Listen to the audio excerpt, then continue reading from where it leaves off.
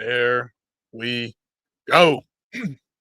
Gotta clear the throat, clear the cobwebs. It is Halloween after all. We got one Friday night fights, but it's Friday morning. It's early. We're up, ready to go. Some big fights, some fun fights. A lot of people I don't know, a couple that I do, but most of them I don't. So we will learn and we'll discover who and what is worth listening to today. Who is worth watching nearly every single time there's a one Friday morning fight event, something crazy goes down. Of course, right now, got a bit of a ladies' duel between the French woman and I don't know what that flag is, but it's a red one with a flower in it. Don't quite know what the flag is. That's all right. Before too long, I may learn. But for now, we're just going to figure out how this thing goes. We're just going to take it in stride, learn as we do, and have some fun.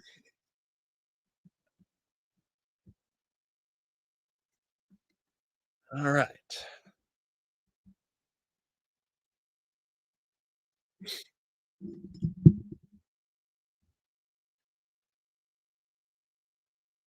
Let's open up the card. We do have a fight going on, so we'll wait another round or two. Phoebe Lowe.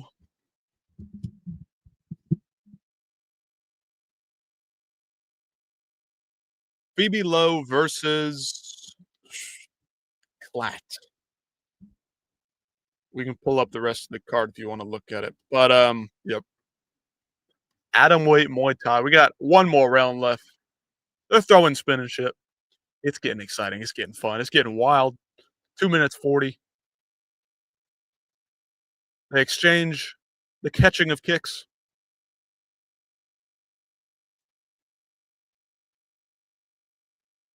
Clean strikes down the middle from both. Not a lot of damage there. 24 seconds left before the 2 minute mark. They're throwing and not landing. Come on, ladies. Let's go. Finish this one out strong.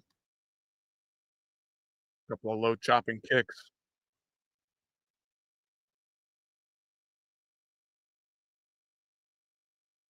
Clatt's taunting her a bit, saying, come on, let's go. 2 minute mark. Let's go. Finish strong. Finish strong.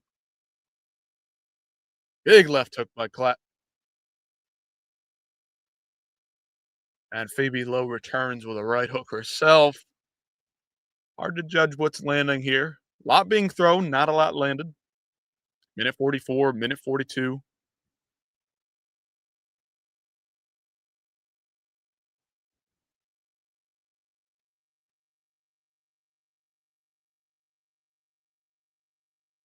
Judges are the refs. Probably the judges think, not the refs, but the judges likely think it's too close.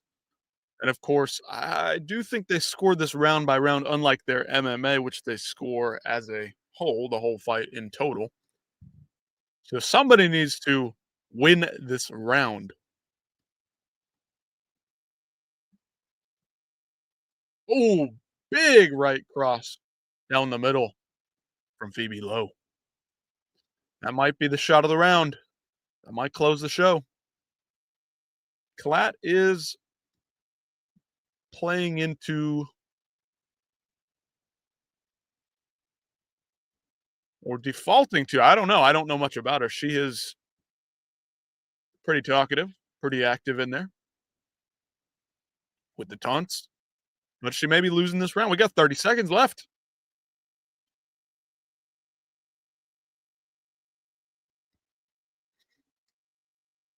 Clatt trying, but I agree with the commentary. Too little, too late here.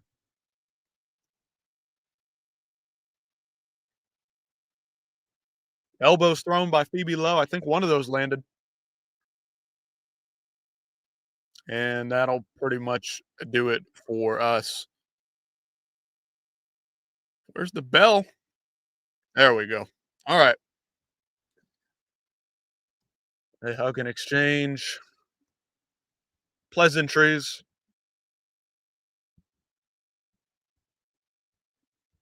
Both a little worse off than they were. But big elbow by Phoebe Lowe on the replay cam. I came into this one late, but it looks like to me Phoebe did more damage.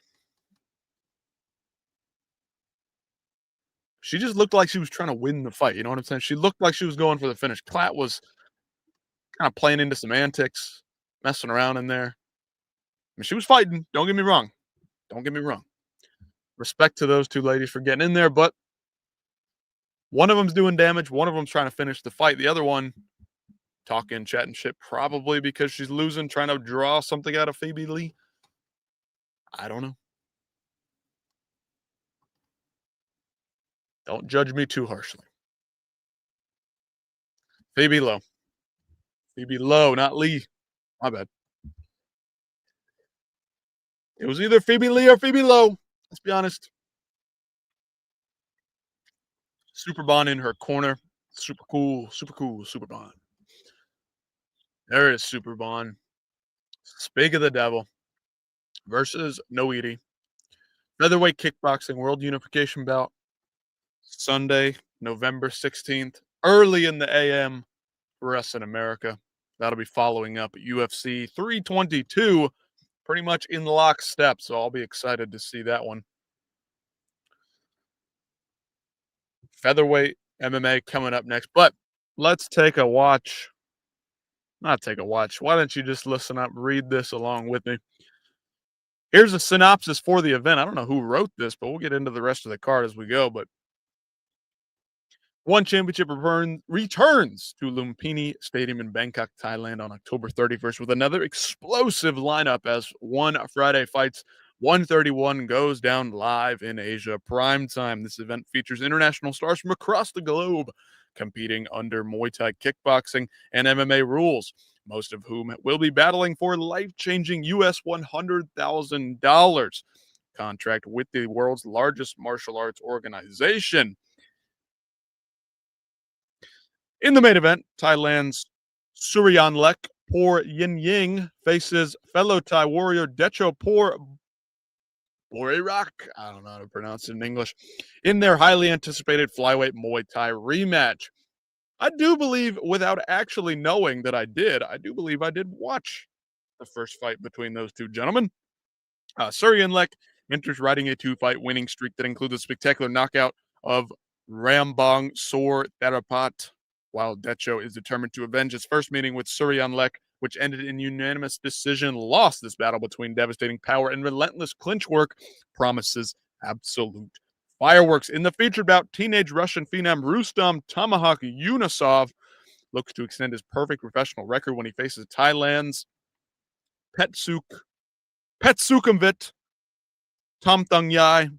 Somebody out there. I know somebody's probably lurking that knows how to pronounce this. Throw the way to pronounce that up in the comments if you want for me. In flyweight Muay Thai action, the 18-year-old Southpaw boasts a pristine 14-0 record with 10 knockouts and is fresh off a victory over Don King. Yatharak Muay Thai, that's his last name. That is a hell of a last name. While the former two-time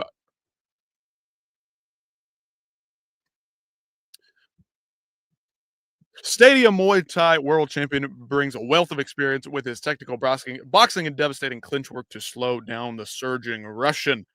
International talent shines throughout the card as already contracted Brazilian Gabriel Moram returns against Thailand's Nangfasai top PK Sanchai, while China's Zhu Shui faces France's Arthur Klopp. Arthur Klopp, shout out Arthur Klopp. I do recognize that name. In bantamweight kickboxing action, Venezuela's Gabriel Pereira takes on Japan's Taku. Hong Kong's Si Ching Phoebe Lowe, we just saw her, faces France's Madison Clatt. And additional fighters from across the globe add to this diverse lineup. So mark our calendars, put a reminder in the phone, and find out how you can watch Friday Fights 131 live on October 31st. in more than 190 countries around the globe. That is it for that. I believe I've seen this guy. Now, I'm not going to pretend like I recognize everybody, but I believe I saw the first fight between these two. I don't quite remember what happened in it. If anybody out there did see it, drop it in the comments. Let us know how it went down. Who else do I know?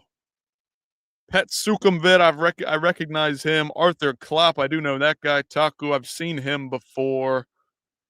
And then Alessandre Khan, he's about to fight. He's actually just getting to the check-in station. We'll keep up with this fight as we go along. Boop, boop, boop, boop. What's going on?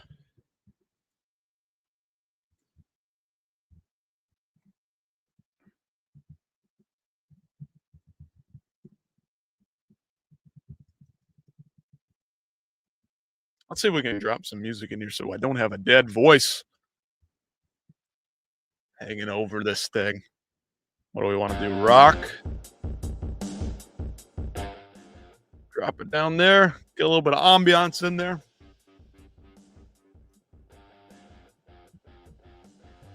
We'll get this thing figured out before anything happens. So, 2 MMA bouts, 2 kickboxing bouts, 8 Muay Thai bouts on the card today. We just looked at all the fights.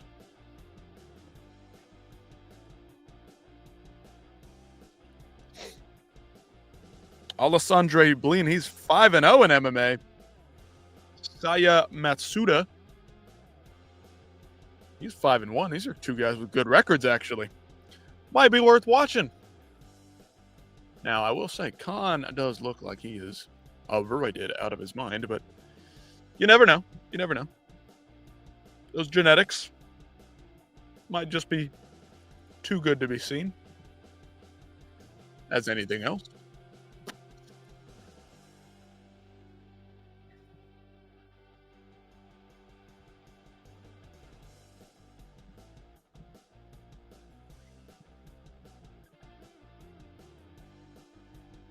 All right, this is the most badass fucking thing I've ever seen. This guy's Tapology page profile picture is literally Chuck Norris. He's going to win this fight. Like, there's no question about it, okay? We know this now. Matsuda is Chuck Norris, quite literally, according to Tapology. This guy's badass. All right, 4 minutes, 35 seconds left in the first round.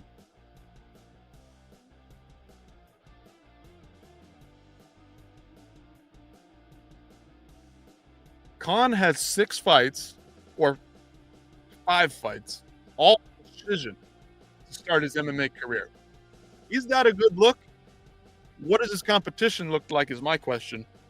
Usually when guys start out their MMA careers, when they start out their combat sports careers, they're taking guys out pretty easily because, well, they're developing martial artists and they're trying to become something. 5-0 is a good record.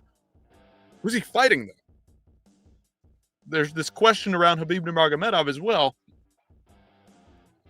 Who did he fight early on? Now, he obviously went on to be one of the best lightweights to ever do it in the UFC. But who did he fight? His first 13 fights are highly questionable, highly suspicious as to what their level of skill was. You know what I'm saying? So Khan, we'll see.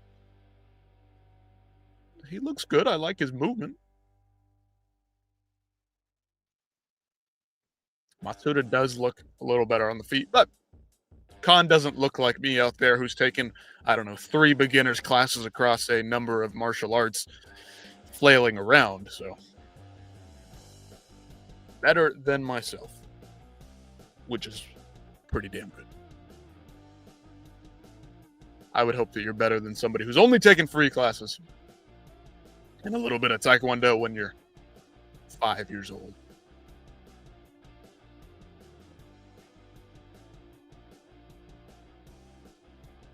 Trying to shoot a takedown a little bit there, grab the hips. Nothing really works out. 2 minutes 44, 243, 241. Ooh, big right hook lands for Matsuda. Doesn't put him down, but he definitely hit him there. He got him. He tagged him. Matsuda's landing that right hand.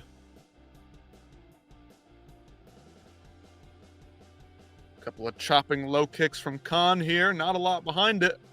He lands a stiff left. Against Chuck Norris. I like that look he just had. A little bit of a step in. Off the side. Throws the right hand. He missed.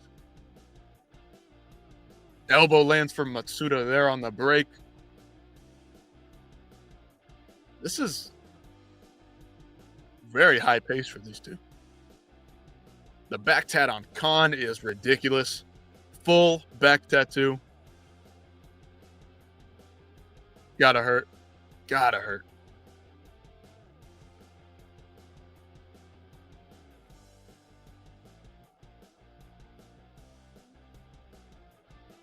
Minute 30 left. First round.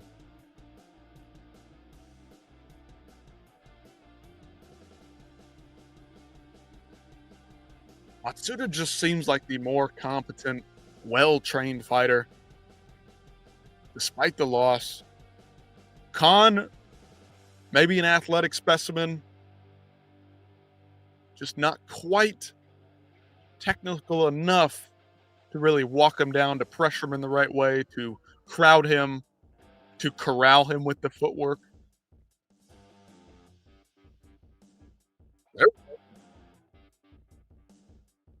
Forget what I said. Khan clips him. Might have rocked him a bit there. Matsuda goes down to a knee, pops right back up. 40 seconds left in the round.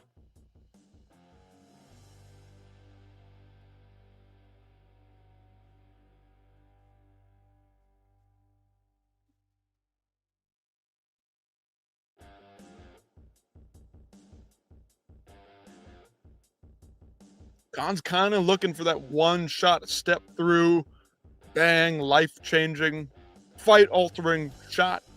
Just not getting it yet. Just doesn't have the facilities to get there. Matsuda's doing a good job.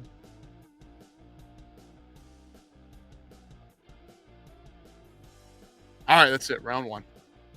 Matsuda's looking good. Khan, he looks a little green, but I can see the work. I can see what he's trying to do. Not quite able to execute yet. We'll see if he can catch him. We'll see if he can catch him. And yeah, that's right. If you're just jumping in here, that is, in fact,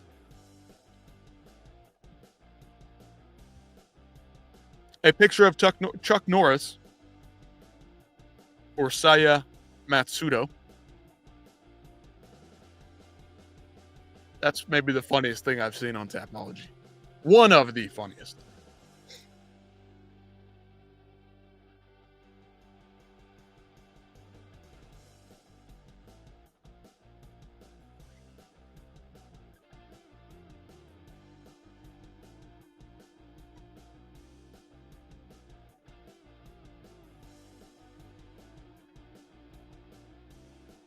$450, $450. Ooh, I can't read the numbers. $445. There we go. I got it. We'll get it. Not a lot of action yet.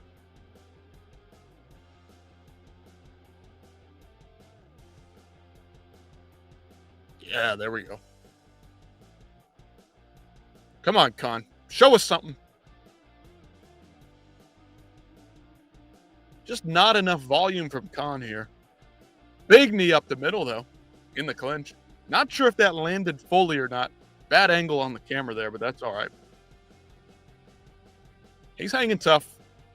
Matsuda just looks like the better trained martial artist. He shoots in on a takedown.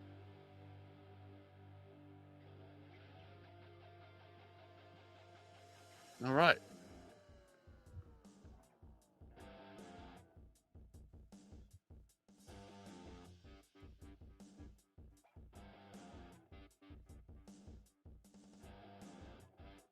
Lots of calf kicks from Khan. Will the damage add up? Will this begin to dissuade Matsuda? He is shooting more takedowns. Is that telling, or is that just part of the game plan? He's breathing out of his mouth now, Matsuda is. Khan may purely outlast him, if nothing else. He may not be winning the fight, but he might. Looks like a nut shot here. Looks like a bit of a foul here by Khan.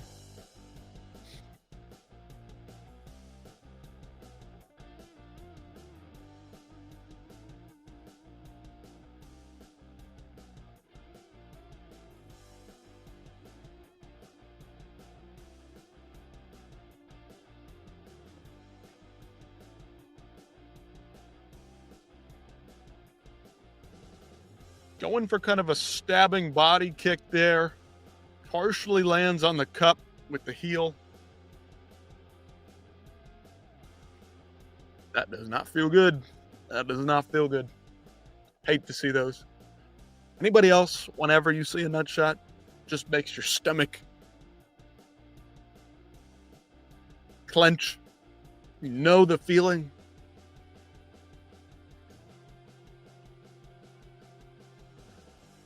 My word. Khan has got some serious traps. I don't know, fellas. I don't know. That those Thai juices. I don't know. Suspicious.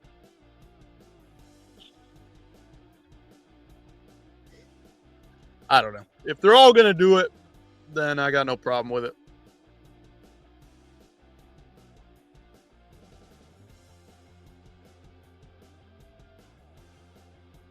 Is Matsuda going to quit like Tom Aspinall? That's the question.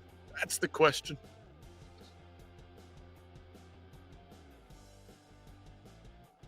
Still working. I don't know how long they have, if they have a timer or what.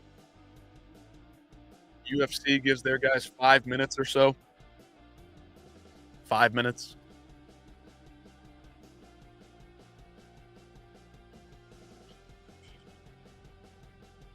Anybody out there listening, watching live, let me know how the volume is. If you guys are good, if we need to change something up. Those who are lurking out there, if you are, just let me know. If not, fuck it. We will move along.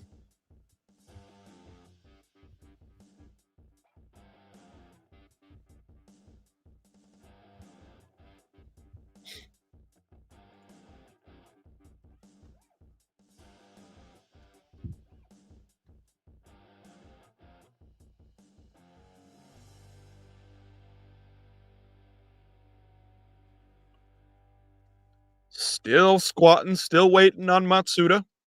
Hopefully he continues. It's actually been a pretty good fight. Pretty high pace. Second round, obviously, they're a little slower. Matsuda's shooting more takedowns. Maybe he's getting a little tired, mouth open.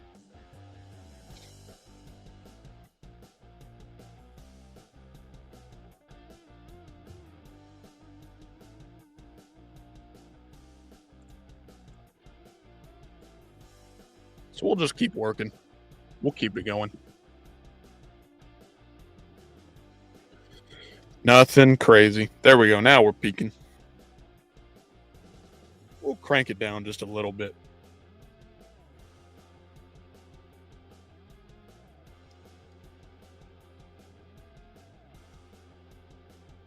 Looks like he's ready to go.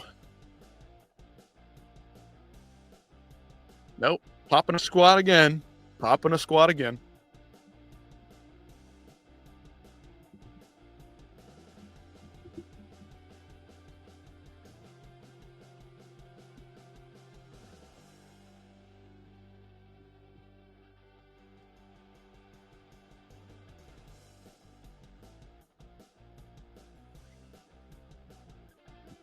Right back in the action. Right back at it.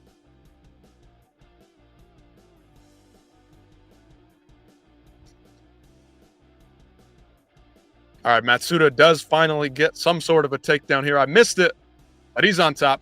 Khan's on bottom. Working up. Matsuda's Got his arms around the neck.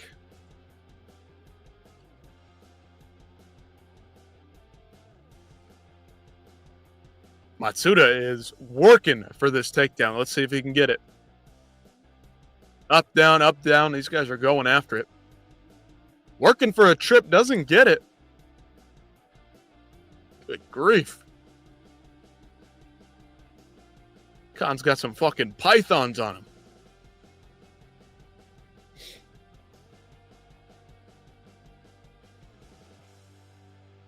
Couple of knees close.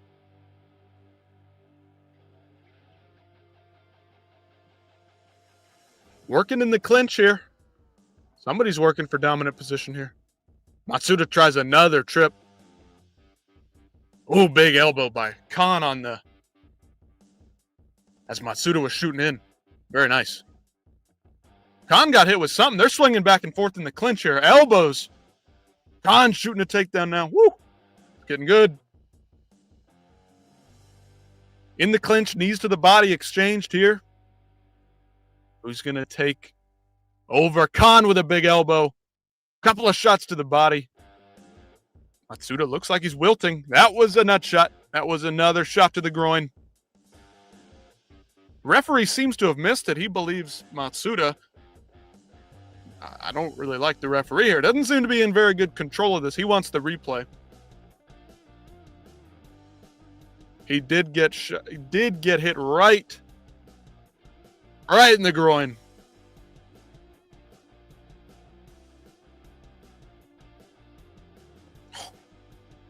That one was bad. That one's not good.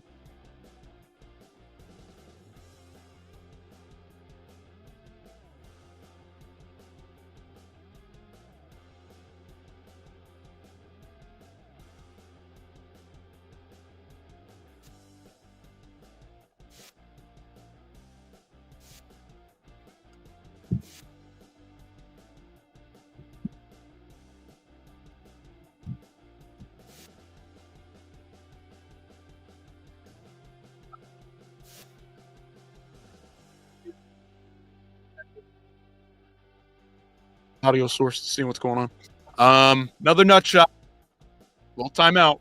Let's see how long this one takes. Previous groin strike was about 4 minutes time off. Hate to see it. Slowing down the action. Sounds like the bell has been rung. Fight might be over here.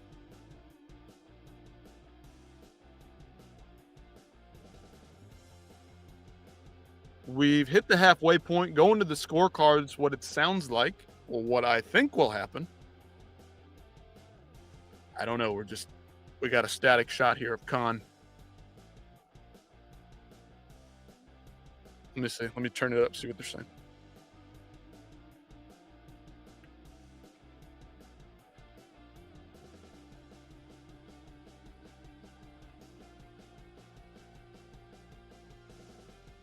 I don't understand. Like, how are there no points, no penalties? They do have the yellow card and the red card they can pull here. I don't know how you could do that twice. And again, we talk about this intentional versus unintentional. Neither of these looked intentional, but it doesn't matter. He needs to have been penalized. Those were two huge nut shots. You could have easily taken a point for that first one. The second one ended the fight, so maybe or maybe not there was a point taken because it ended the fight. But that should put him down 2 points, in my opinion. Those were two pretty blatant, pretty bad nut shots. And we're already moving on to the next fight. Bantamweight kickboxing bout. Gabriel Pereira versus Taku. They moved on quick. They said nothing. No decision, no nothing. We have no idea what's going on. Chuck Norris laid out on the canvas.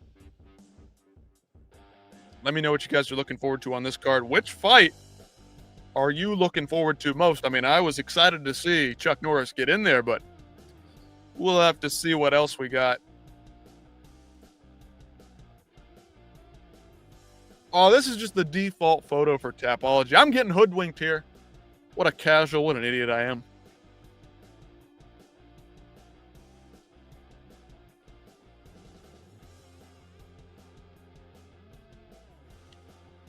Taku out of Japan, 25 years old. Barely 25. Trains out of Target. Who else trains here? Takashi Ito is the owner. We got an Aoki.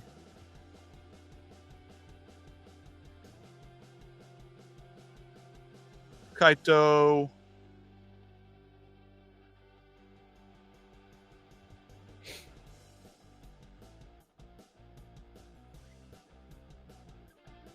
Not gonna lie, I don't really recognize any of them. Well, I do recognize Kaito, and Taku. Not sure I've seen him fight before. First time fighting a non-Japanese fighter, they're saying. His last fight was a loss to Ranma. After beating him, so they're 1-1, presumably, potentially. First fight 3 years ago, October of 22.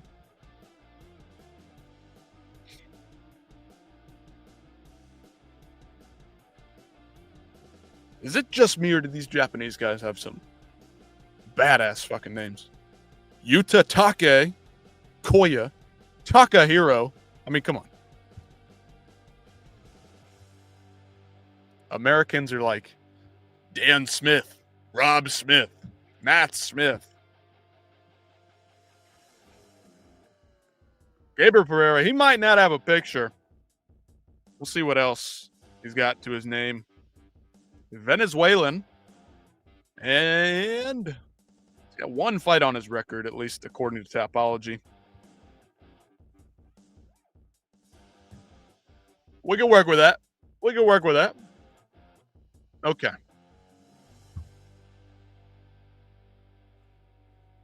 Let's see.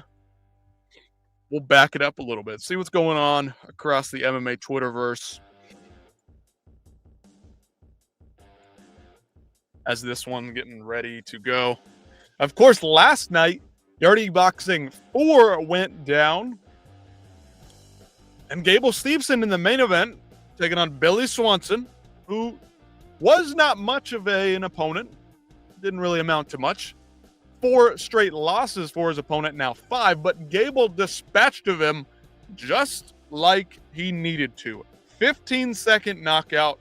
He went in there in the LFA, did some serious damage on the ground, showcased what he could do as an Olympic gold medalist in wrestling.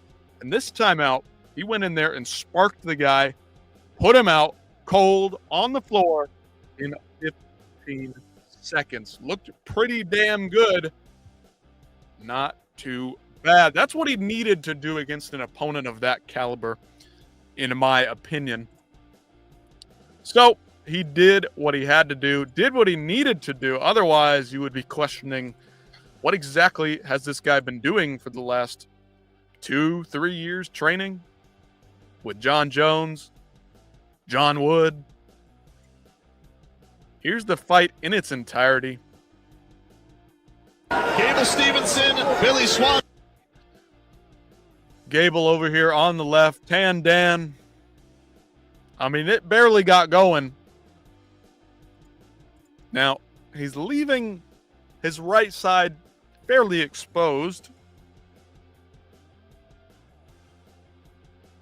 Got to be careful there, but again, he's new to the striking realm. We'll get back to the kickboxing in just a second. But he starts landing good combination there. And it looks like it was an uppercut that really put him away. Boom. Lays him out. Couple of follow-up shots. Dan Margliotta immediately jumping in. Of course, the owner of the promotion is John Jones. So, of course, they're trying to help John Jones' protege out. We'll get back to the kickboxing. 3-minute rounds here. 2 minutes 20. Gabriel Pereira landing a good combination there. Ending it with a slicing calf kick. Pereira very powerful here. Oh, big left hook followed by a straight down the middle.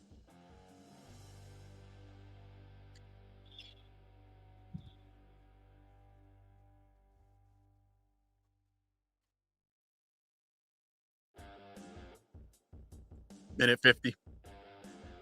First round. Man, I like Pereira. He's smooth. Silky smooth, you might say. Taku, not a lot of firepower coming back. Front kick to the face there by Pereira. Landed with the toes. Not a lot of damage done there. Ooh, big head kick there. Partially blocked. And the uppercuts by Pereira are nasty. Woo. Nasty.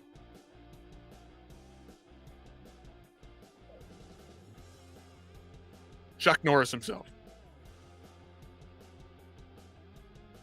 Gotta be honest, I'm stupid as hell for not picking up on that. Anyway, minute left in the round. Oh, Taku lands an uppercut for himself. Pereira got caught mid-combination. Very nicely done by Taku there. He might be able to get back into this, but Pereira's looking pretty darn smooth. Great combinations, multiple shots. 2 or more. I'm liking it. Taku kind of just throwing one shot. Let's get the combinations going. Got to disrupt.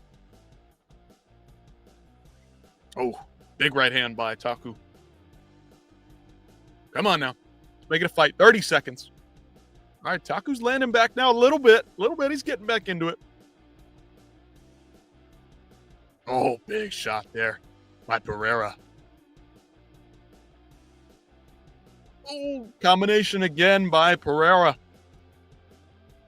Left, right, left. Follow, always ending the combinations with a calf kick. Some kind of a strike to the lower half. I like that. I like it. Very good by Pereira there. Taku found his moments, had a couple of strikes thrown in there, but Pereira's got his hands over his head. He's breathing heavy. That was very high pace from him. He's still standing. They're stretching out the arms there for Pereira. Big uppercuts landed. Beautiful cross. Oh, uppercut by Taku was nasty.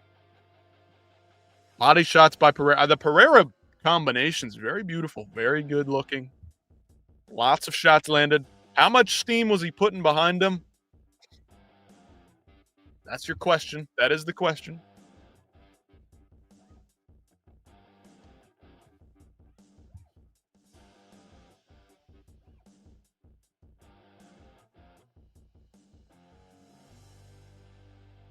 Oh, big right hand by Taku out the gate.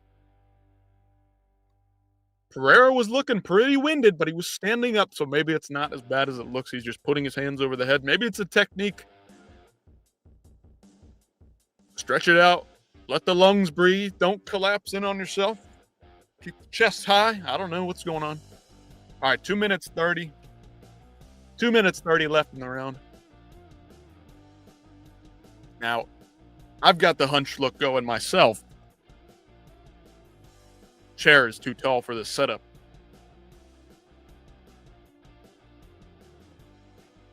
2:15. My back's going to be killing me after this is all said and done. But it's all worth it to get a watch and a listen at some of these fights. 2 minutes left in the second round. Lots of chopping low kicks by Pereira.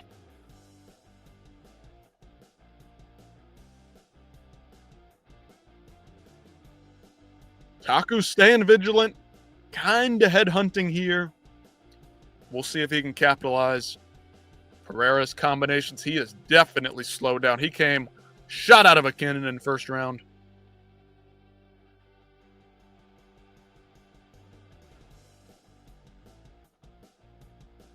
But I'm liking what I'm seeing. Anybody else out there watching, throw a comment in here. Let's have some fun. Chop it up. We don't just have to talk about one either. We got a lot of time in between fights. We can talk MMA, news, whatever you want. Whatever you want. Don't let me talk the entire time.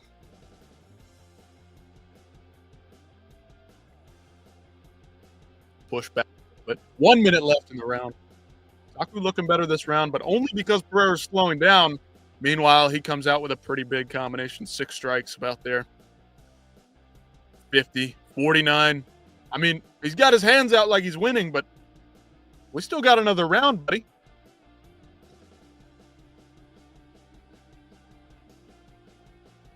There we go, Taku. He's landing back. Big right hand. Couple of kicks to the body there by Taku. Very nice. Very nice. 30 seconds, 29. Round 2. Just chopping those legs, Pereira, mixing it up. I feel like he's starting to gas a little bit, but he's still working. He is on the back foot now. The pressure has decreased from him, but he's still working. 15 seconds left in the second round. There we go. They exchange combinations. Taku's got him in the corner. This is where you need to work, buddy. Big strikes, and that'll be it for the round.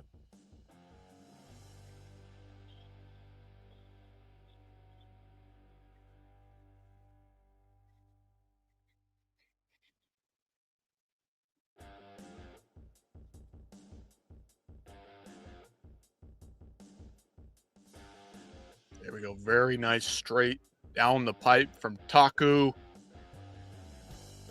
Left hook landed for Pereira. Back at him.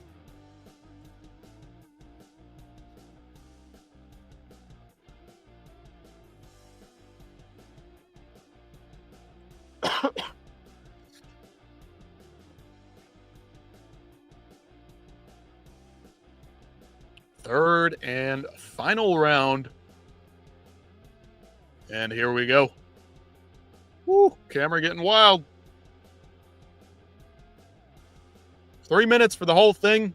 I think Taku came away with the second round, so it's likely 1 round apiece. 245.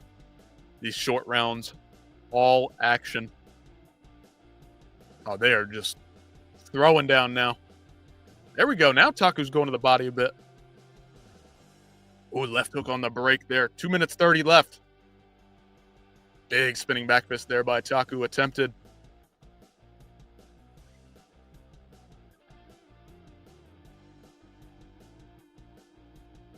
Again, kickboxing in this one. 2 kickboxing fights, 2 Muay Thai, or 2 MMA bouts, and then 8 Muay Thai to close out the show.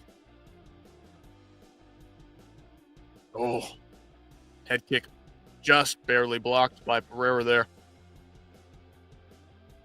2 minutes left in the last round. This is the third and final round. Somebody separate. Probably 1 apiece right now. 1 minute 50. Can Taku get those big shots in there? Pereira's still working, still throwing in combination, but he has slowed down significantly. He is working off the back foot. Okay, they're trading here in the pocket, in the corner. Pereira skirts out of there. Still chopping, still working to the body. Taku throws a combination to the body. They are working hard.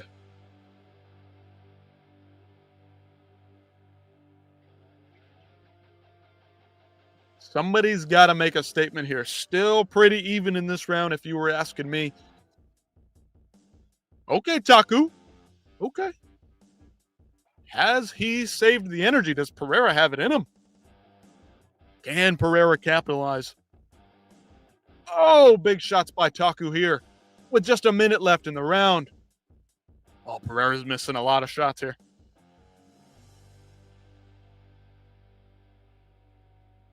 Taku not landing as much, but he is landing harder. Oh, stiff shot. Stiff shot snaps the neck back of Pereira. Big right hook. He's pressing off the face. I mean, this is a serious Cyril Gone right here. He's pressing with a full hand, but of course he's with the boxing gloves. No fingers in the eyes, but he's definitely doing the same thing. Pushing off, throwing those hands.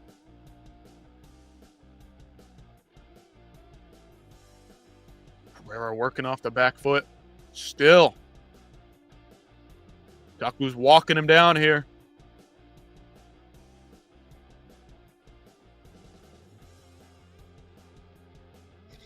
And that's it. Damn good fight. Back and forth. Fun action. Pereira came shot out of a cannon in the first round. Taku weathered the storm a bit. Came out in the second round, did a lot of good work in the third round. Finally started to get some work done. Some body shots landed there by Taku. Pretty big, pretty impactful. A big right hook to close out that last minute. Right hand was landing at will for Taku in the third round.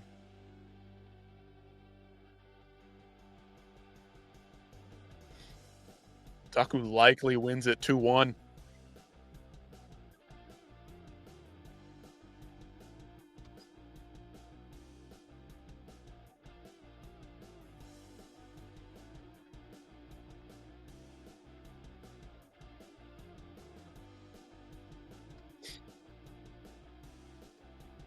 See what the scorecards read.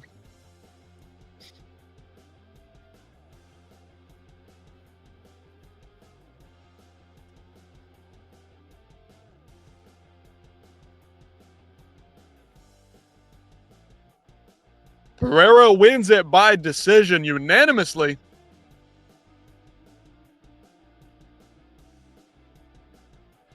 Seems as though they valued that first round pretty highly. All right. Another Frenchman, Arthur Klopp. He's up next, taking on Zhu Shui. We'll take a look. Arthur Klopp. Bantamweight kickboxing. They're getting all the kickboxing out of the way. Arthur Klopp, the Frenchman. Date of birth not known. Trains with Muay Thai Spirit Gym in Phuket, Thailand. Coming into this one, 2 losses in a row. 1 split, 1 unanimous. But up to that point, took a loss early in his career, went on a 5 fight win streak. He's only been fighting since the end of 2024 on his professional record. Got a couple of Muay Thai bouts in there. Just one, actually. Likely a late notice call-up. I did watch that one.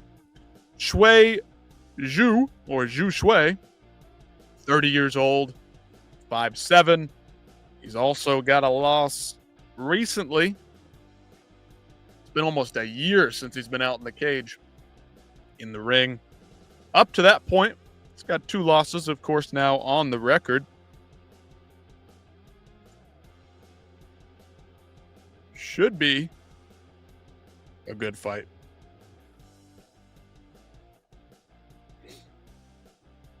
All right.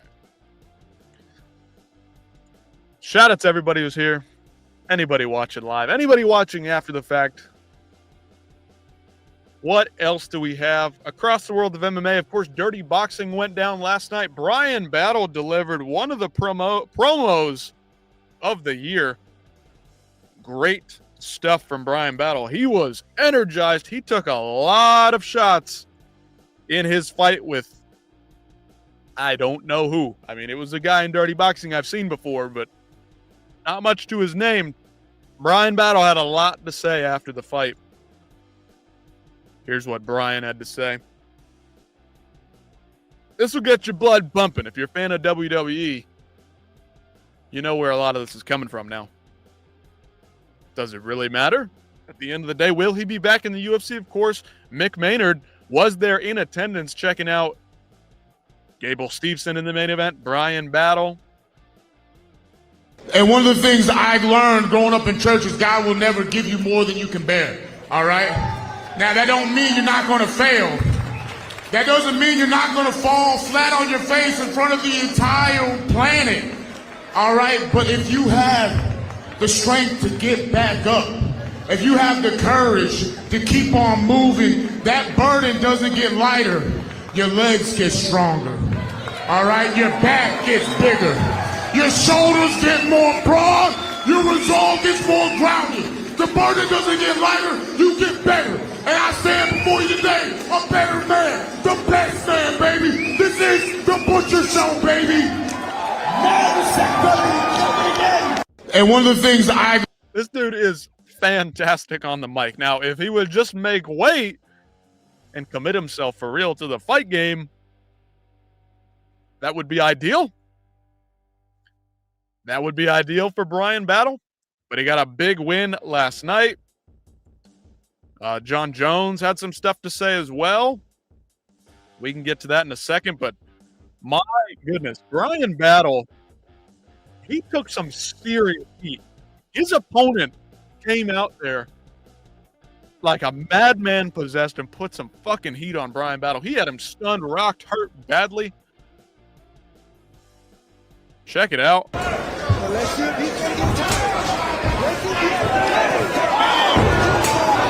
from Pereira on Battle, who's trying to roll with that defense up top. Some big shots to the body. Guys wailing on him. Bryan kind of bides his time. He waits it out, weathers the storm, and starts cracking back. He puts him out with a left hand. Back that up. Just kind of a thudding shot. I mean, he is down and out. He tries to get up.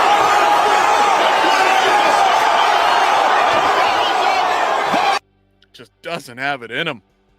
Fantastic there from Bryan Battle. I mean, it was fun to watch, but you wonder, why take all the damage, man? Just keep those hands up.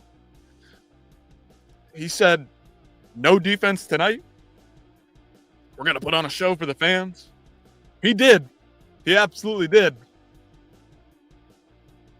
It's Bryan Battle for you. The Butcher. Right back to it. Arthur Klopp. Schwen Yu. Both guys looking for a win here, coming off some losses.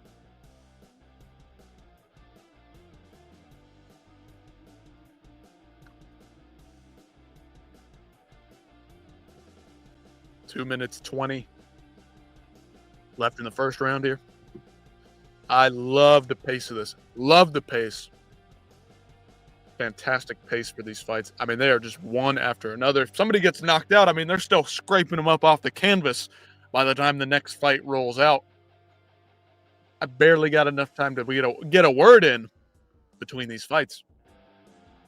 But I'm not complaining. I like it. I like it. Moving fast. You get 15, 16 fights in 4 or 5 hours. Fantastic. All action. Of course, they are a little behind because of some of those groin shots in the previous MMA bout. So they got to kind of make up some time. From a production side of things, don't want to let the broadcast run too long. People get tired. People turn it off. I mean, according to StreamYard, we got one person in here. I don't know who the heck they are. Lurking. I got no comments. I mean, throw me a comment. Throw me a comment.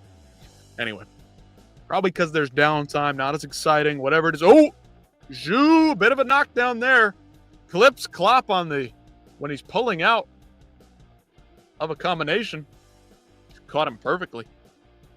We might have a knockout coming from somebody here. Bantamweight kickboxing. Of course, these guys came in about 145. Nice combination by Klopp. Big Klopp. The big Klopper.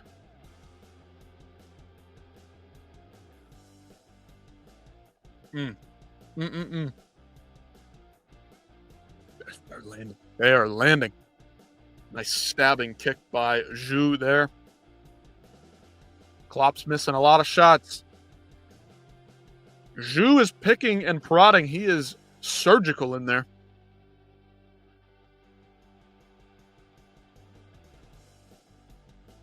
They're hitting hard. 10 seconds left in the round. I'm not sure if they ruled that a knockdown for Zhu, but he definitely won that round. Definitely did some significant damage to Klopp.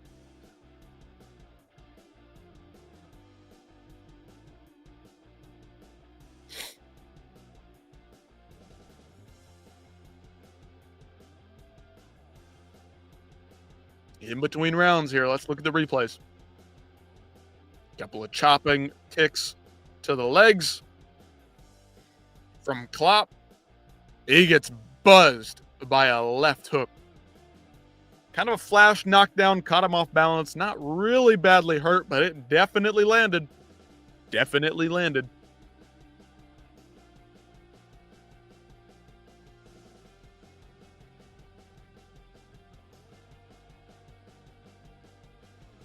Klopp decides not to take the stool.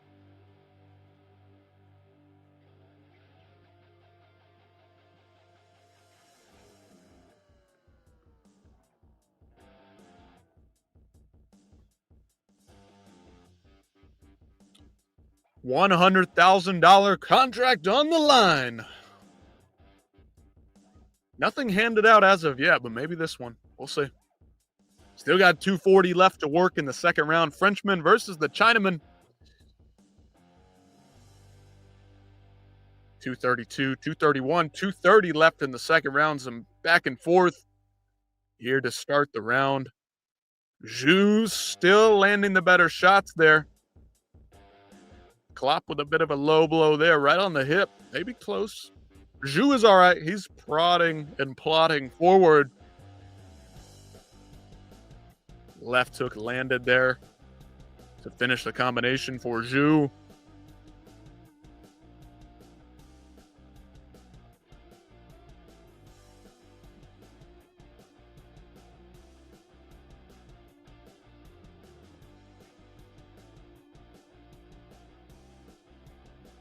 Nice body work from Zhu.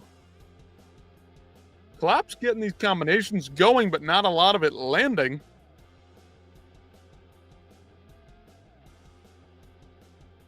Oh. Big shot from Zhu again. Minute 30. Second round, halfway through. Somebody's really got to establish something here.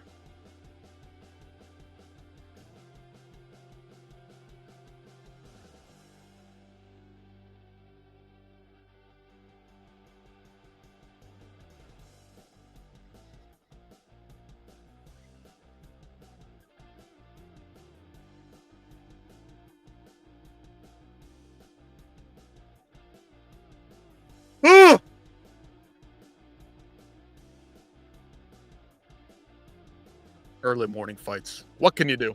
What can you say? Oh, big right hand by Zhu. You can hear that all the way over here in America. 30 seconds left in the round.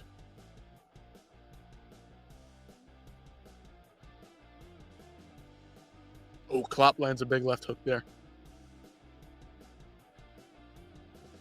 Hard to see how much damage it's doing with the boxing gloves. We'll see on the slow motion replay.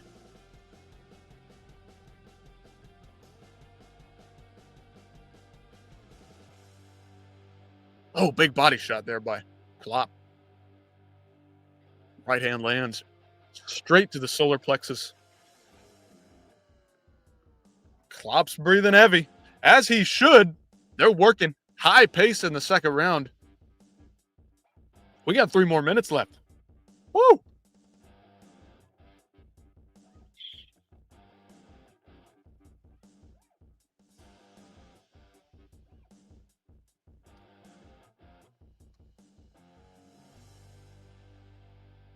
Funny to see one of the cornermen of Zhu is recording or FaceTiming or something the entire fight to somebody. Maybe it's one of his trainers trying to help decide what's going on or give advice. I don't know. Seems very weird.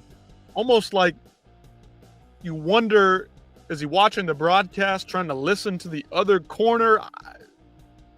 I don't know. Seems a little bit weird, potentially against the rules here if I was running my own promotion, but whatever. All right, 3 minutes to decide all. I think Zhu has landed the better shots, more powerful shots. Klopp missing a lot. punches he's landing just don't have the kind of pop on them Zhu has.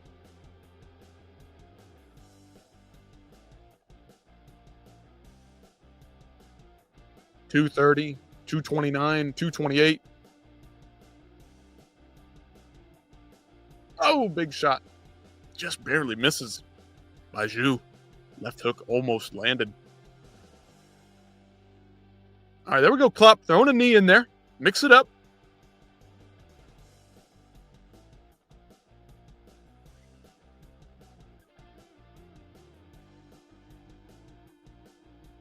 Nice combination to the body by Klopp. 2 minutes left. 2 minutes. Somebody work for a finish. Okay, there. Exchange. Right hands.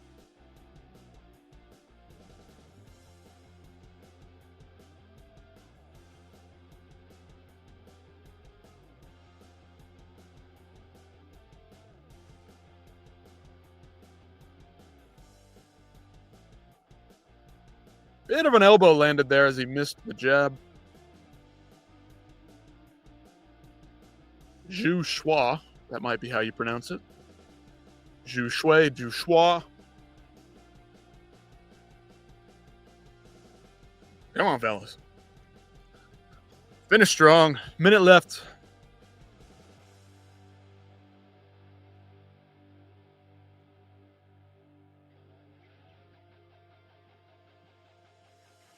Big knee attempted.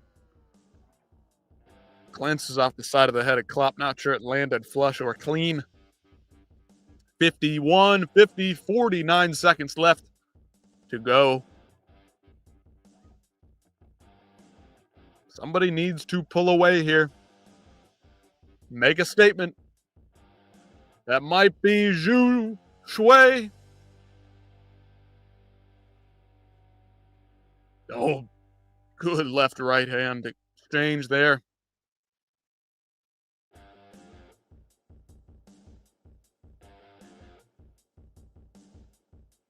There we go, Zhu.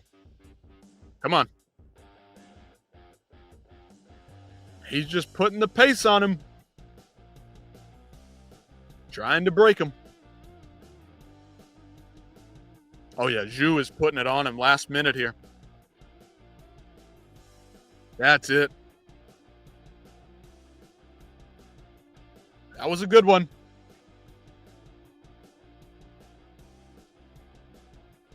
Appreciate both men for showing up and showing out in that one. Zhu Shui. He went for it that last minute.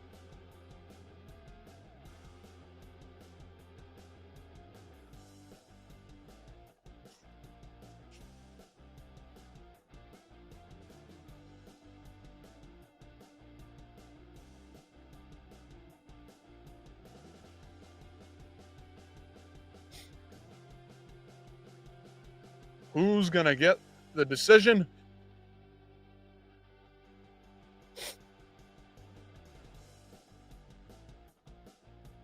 Both men have a hand raised. Probably closer than it looked, but we'll see. All right, here's the decision.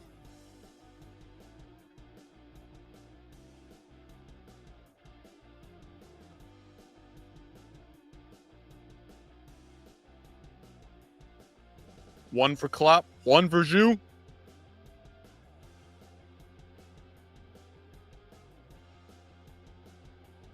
Arthur Klopp gets it done. I don't know. I don't know. Anybody out there watching this, let me know. I think he missed a lot of shots. I don't know. Somebody convinced me otherwise, because I got to disagree. I think Zhu landed the better shots. Did he have more output? No, but tough, man. He'll be back next week anyway. These guys fight like once a month. It's ridiculous. I love it, though. Rustam Yunusov versus Petsukumvit. Rustam, 18 years old. This is going to be a tough one for him.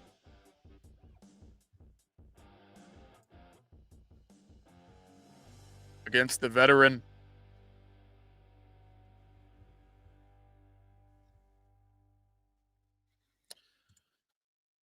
All right.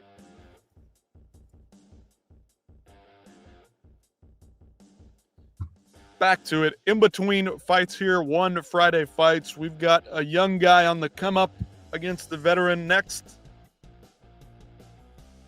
But last night, Gable Stevenson got a huge victory. And it wasn't just Gable. It wasn't just the young guy. Francisco Trinaldo at 47 years old, putting in some serious work. So much pressure. Ivan standing straight up. Movement. Trinaldo is sitting on him and battering him. That's it. Just wear it on him. Busted up the nose of his opponent, had his mouth bleeding like crazy. Crazy work here from the 47-year-old, still in shape, still in his thing in dirty boxing. He went into Nashville, got a big victory. Shout out to Trinaldo there, but of course, like I said, the big news of the night was Gable Stevenson and Brian Battle in the co-main event. He had something to say to Mick Maynard, who was sitting cage side, ringside. Here's Brian Battle. His message to the UFC following two big victories in dirty boxing. Is he going to get back in the UFC? I'm not sure they're ready yet. Can he make weight again? Of course, he was fighting at 170, had to move up to 185, couldn't make weight at 185. This guy, former fat kid, he's great on the mic, super fun to follow, super fun to watch. He took a lot of damage, but he came out as the victor. Here's what he had to say after the fight in the back to the UFC matchmakers.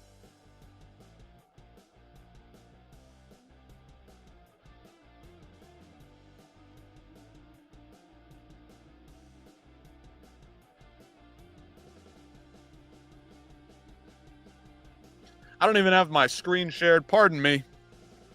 Here it is. Did you know Mick Maynard was front row? No, he wasn't. Yeah. Swear to God. Are you serious? What's your message to Mick Maynard on Home Fight? Mick, I love you. Sorry, Dad. Sorry. Hey, call my people. Made middleweight twice in a row now. You said, I mean, yeah, dude, it was a tactical error. Never gonna happen ever again. We're on top of this shit, you know what I'm saying? My bad, I'm on my best of the world shit again, you know what I'm saying? Congrats, brother. Good win, Brian. Did you know Mick Maynard? I don't know, Brian. I mean, you got to make weight when you got to make weight. I mean, shit happens, but he said it was a sickness last time out. I don't know. What was it, Brian?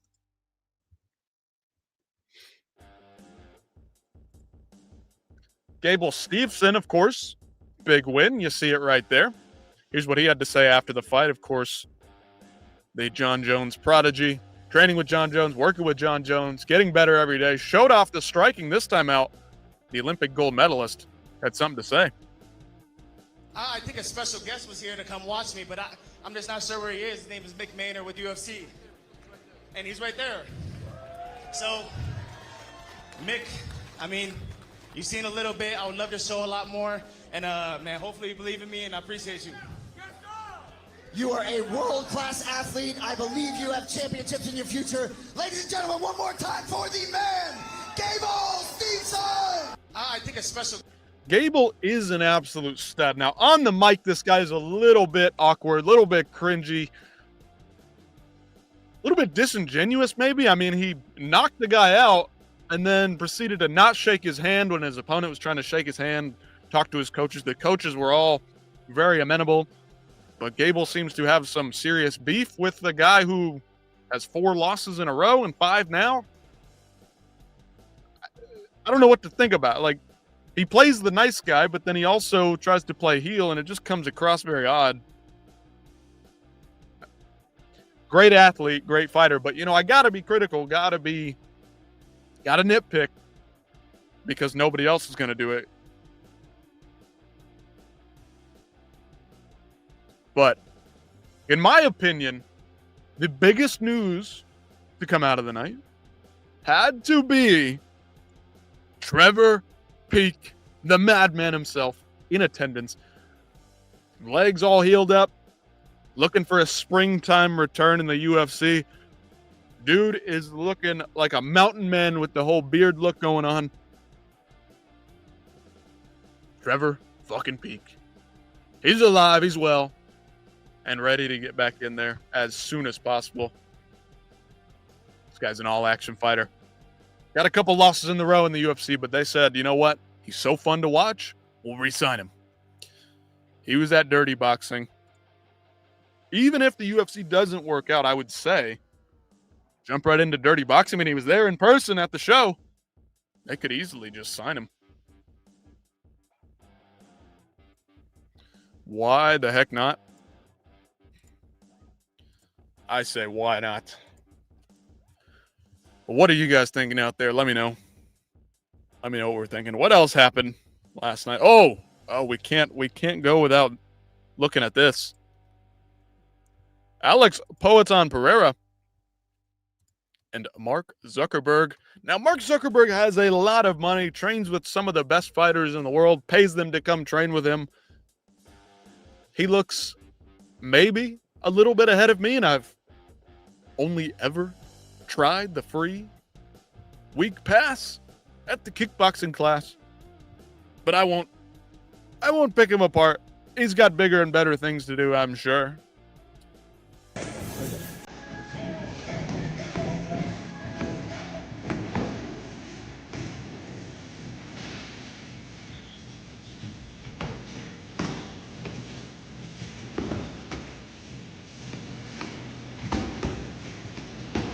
Nice.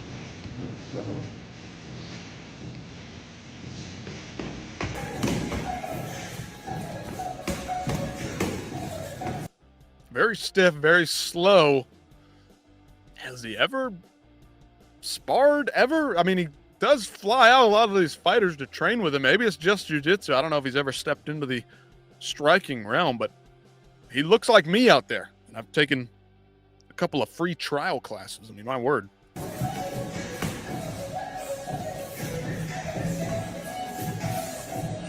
$15 seconds. 10 seconds.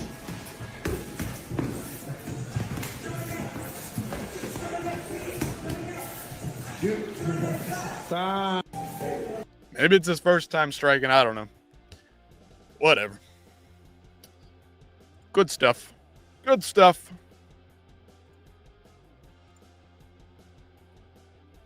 But now we've got our fight.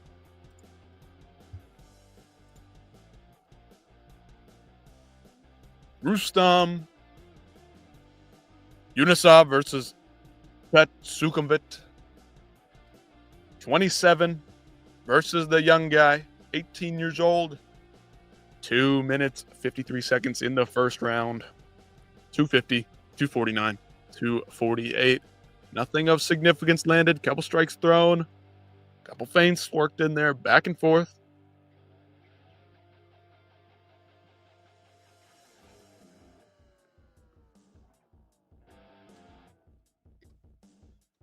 This is the big one. Featured fight on the undercard. Featured fight of the night is what they're saying. 2 minutes, 15 seconds. Not a lot of action yet. Kind of building, feeling each other out. Don't have too much time to do so. Yunusov corralling him into the corner. Little bit of a slip. Throws a high knee. Petsukumvit hits him on the way down, but nothing bad. Just a slip. Yunusov engaging in the clinch. Backs up to the fence, to the ring, to the ropes.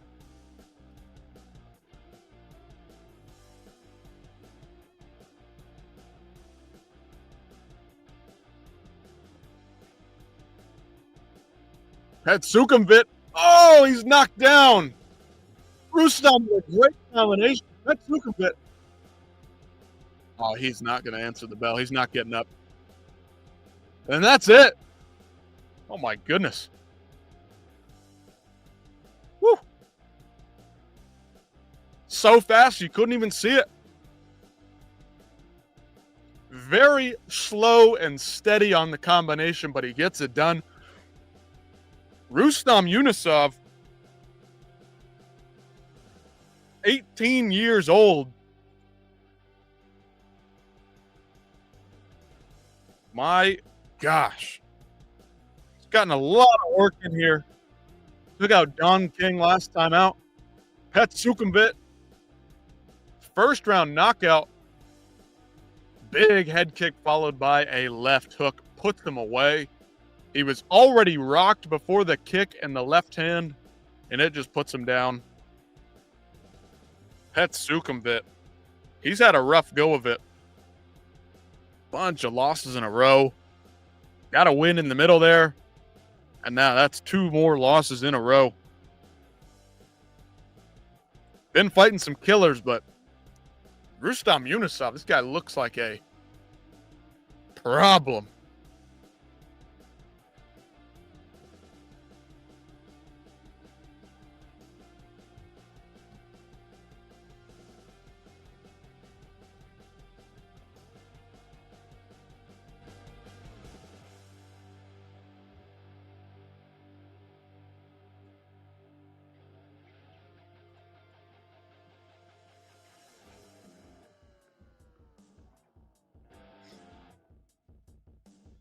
And the man himself, the great translator,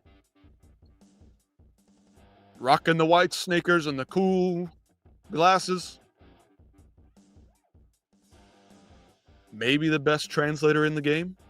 I don't even know his name. I forget his name.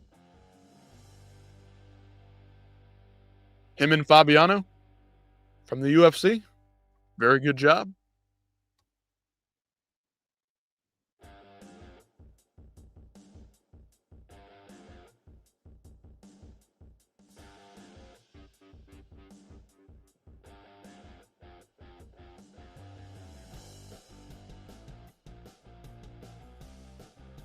Rustam speaks pretty darn good English.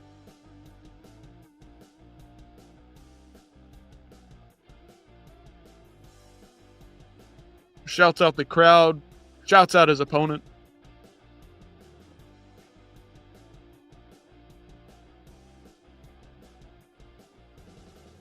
Now we go to the translator.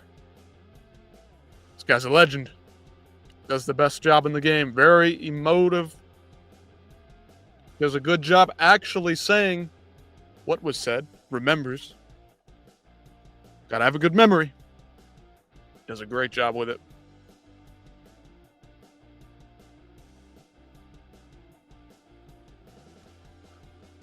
Let's see. Are they going to give him a contract? I'd imagine they will.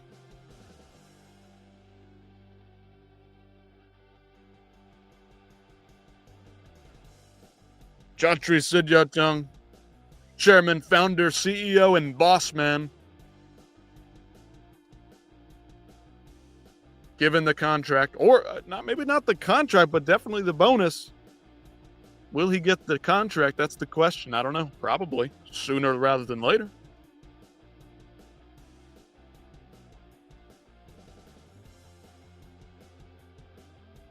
His dad is actually his coach, he says. That's pretty cool. Shouts out the family.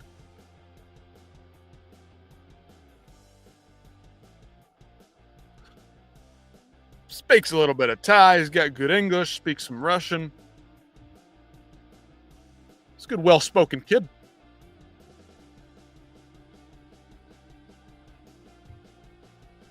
Good and well-spoken. Can get behind somebody like that.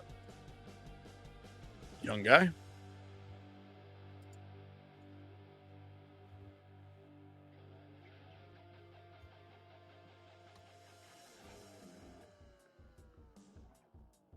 Rustam Yunusov gets the big victory.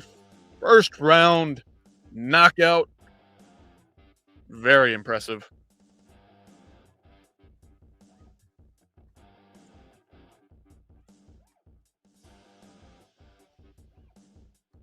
Looks like Max Holloway is calling for a BMF fight.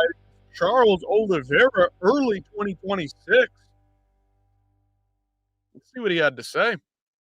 And I know that you watched Charles Oliveira's last fight and, kind of had a reaction to that. Were you streaming when you watched that, actually? Was that... Or you streamed, like, right after, right? So you were kind of on... And I know that you watched Charles Oliveira's last fight and, kind of had a reaction to that. Were you streaming when you watched that, actually? Was that... Or you streamed, like, right after, right? So you were kind of on top of that. Yeah, my stream started right after.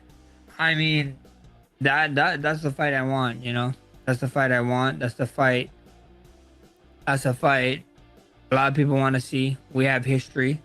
A lot of, there's not too much people right now that people are considering BMFs. Right. But on that very short list, on a very short list, Charles Oliveira is one of them. So, you telling me that I get to go out there and defend the BMF title again against a man who's very respected, who I have history with, and the first time that they talk about our fight, or he talks about it, is an injury, so and whatever. So let's go figure it out. Let's figure it out then. If you believe that the first one was because of the injury, and everybody's gonna come at me, and social media is gonna come at me after this, it's light, because at the end of the day, if you guys really did your research, nothing was ever found for an injury when he got released from the doctor. So at the end of the day, I would love that fight. He did great things. He actually was a champion at one point, and me getting another win over a top 5 guy would only be me closer to a title shot where I eventually want to be. And I know that... Shout out to Drake Riggs, doing some good work here. I don't understand Max Holloway's beef with Charles Oliveira. He was significantly injured in that fight. Now, nothing was really happening. It's not like Max caused anything to happen. The bell rung, essentially, and Charles curled up against the fence and had some kind of a throat issue, a tear in the esophagus, actually. So I don't know what Max is talking about. I love Max. No disrespect meant here. But he's not the most articulate. I'm not sure he really understands what happened in the fight. He didn't really do anything to Charles to cause the injury. I don't understand the beef. Charles doesn't seem to have any problem with Max, but it's a fight that makes sense now. Of course, that one years ago took place at featherweight. Nothing really even happened in the fight. I'm excited. Could this be the next matchup? I don't see why not. Max Holloway has a big win over Justin Gaethje, who's a top-ranked contender still. Charles Oliveira coming off a win against Gamrot. I say book it. Go ahead, make it the BMF if you want. Do it in Hawaii. Why the hell not? I mean, that would be a huge spectacle fight for the new Paramount deal early 2026. Put it together. Make it happen, UFC. I say go for it. Get it done. Do it right now. Why not? Capitalize on these moments, because you might just miss them if you don't. So, what do we have next? We've got the main card. What do we have? 1, 2, 3, 4, 5, 6 more fights left on the night.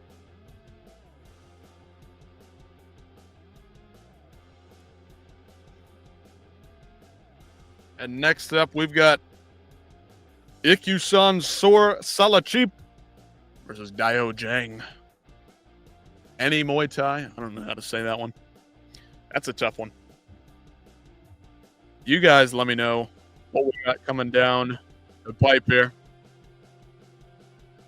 Got some atom weight men's fight, atom weight men's fight, atom weight women, flyweight, bantamweight, flyweight. Lots of small guys out there. This is crazy. 19 years old, both these men, 114 pounds. Woo! Tiny. 5'7", 5'6". They're not that tiny, but they sure are skinny. 3 3-minute rounds, 10-point must system, 3 knockdowns. It's a TKO, no throws, no grappling. You know the rules. You know the rules. I don't know what this means exactly. But controversial figure, Andrew Tate is somehow now the new CEO of Misfits Boxing, Misfits now MMA. Big event, Dylan Dennis, Tony Ferguson. I don't know what the heck is going on here, but Andrew Tate, one of the most popular men in the world, has fallen into irrelevancy, and now he's back. He's the CEO of Misfits Boxing. Let's see what this is all about. I have no idea what the hell to even think about this. Former CEO KSI has been relinquished of his position via the board of directors. Misfit Boxing falling apart or building itself up? I don't know what to think about this. Andrew Tate says he'll be fighting Chase Demore in December in Dubai. Anybody got any further information on this? I'd love to hear it. Andrew Tate, very controversial figure, but I don't know what the heck this even means. Do I care?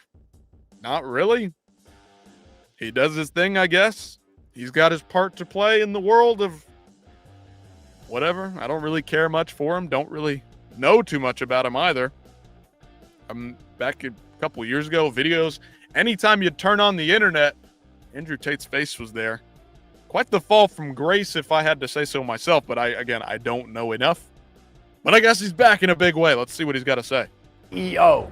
I wouldn't say it was a hostile takeover, but it was certainly planned. And Mams and I are going to be working together to finally put Misfits where it belongs on the world stage. The largest disruptive force in sports entertainment history. So considering that somebody who failed at their obligations to make this organization as big as it should have been has been ousted, and I'm the new CEO, I guess it's my job to make the most entertaining fights. Who's the person who everybody wants to see fight? Who's the guy I can sign that everybody will tune in to watch fight? It's me. Isn't that convenient? Quite easy. I heard he's a great guy. It's true, I guess. I mean, everybody's looking at this guy. He says that he's had lots of fights on the record. He doesn't look very good to me from what I've seen, but he has fought in the past. Who's the biggest name that you could throw on a card? Everybody either wants to see Andrew Tate win or wants to see him lose. So I say, why the hell not? He's right, and the comedic timing of this speech, whatever he's giving, it's well produced. Whatever. Drum up some interest, I guess. Do what you want to do. There's been shady figures across the world of MMA and boxing for years and years and years. Shout out Don King. Easy to work with. So for that reason, I myself am going to be fighting as CEO on the next Misfit show, December 20th, here in Dubai. And if I'm going to fight, I mean, it's been a while. If I'm going to train and get in there, I may as well do it for a belt. And if it's going to be for a belt, it may as well be for the biggest one. So I, as CEO, order a mandatory title defense for the heavyweight Misfits belt between myself, Andrew, the top G, King Cobra Tate, against Chase Demore. You don't have a chance and you don't have a choice, Chase. You have to do it. It is mandatory. So I strongly recommend you train. You may be younger than I am. You may be more active. You may be bigger. But everybody has a plan until they're punched in the face. December 20th, Misfits, our largest show ever produced here in Dubai, and I will be headlining myself.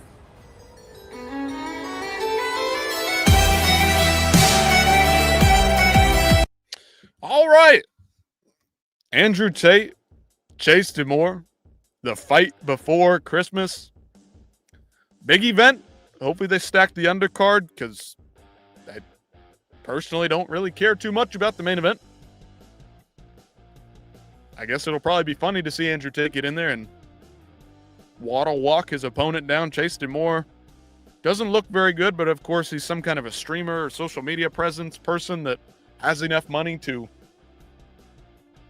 fight for a living, even though he's not very good. He trains for a living, has some good training in there.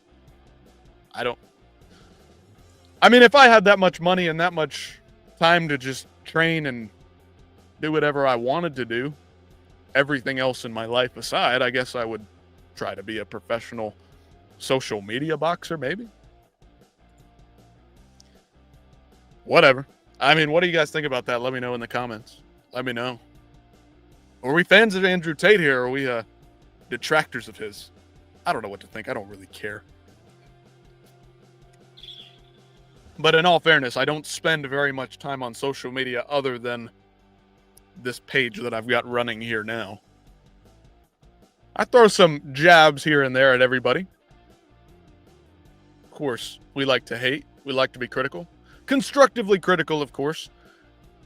If this is something that's going to drum up a lot of interest and the undercard's going to promote some fun MMA fights or some fun boxing fights between some celebrities, I don't have a problem with it. They have their lane. People with shady pasts have always been involved in combat sports. It is what it is. I know people are going to complain about this because of some of the allegations, the whatever's going on with Andrew Tate. I know he was like arrested for something. I mean, Gable Stevenson's got a checkered past. The alleged GOAT of MMA, John Jones, has a fairly checkered past, so I don't know. You guys let me know, though. What do you think about this? It is what it is, in my opinion. Let's get the Muay Thai back up here. Atomweight Muay Thai. Atomweight men's Muay Thai. Two 19-year-olds, two young guns trying to prove their path. Pave their way.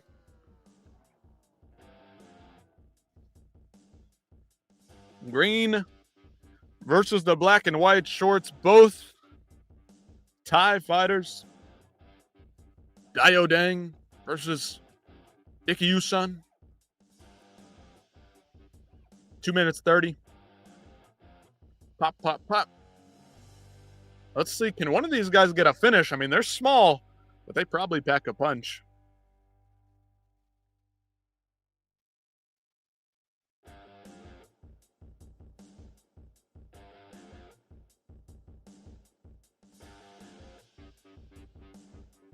Daodaeng looking smooth. He's in and out of range.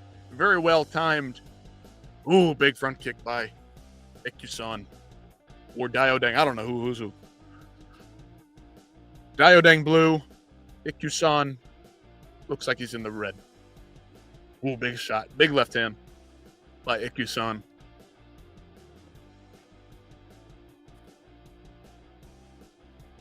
Shout out to everybody who's been hanging out, having a good time. Lurking.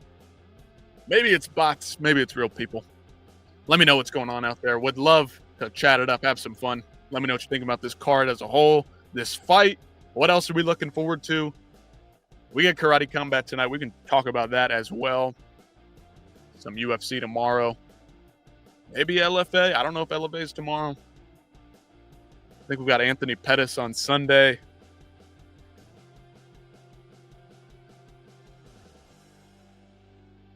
One minute left in the first round.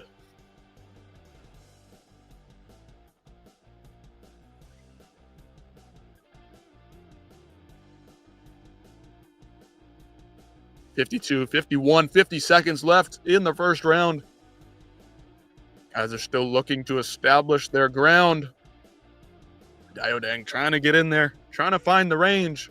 Ikusan just seems too slick, too smooth.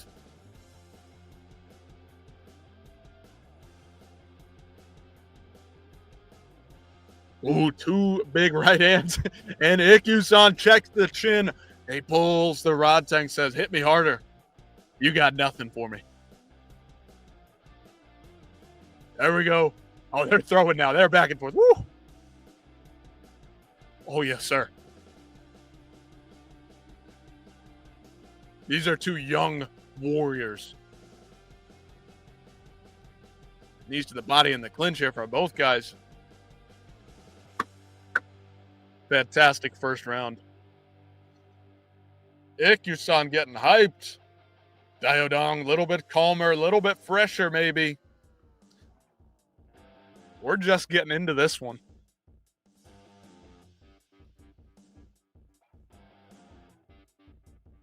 Gonna have me jumping on my feet in just a second.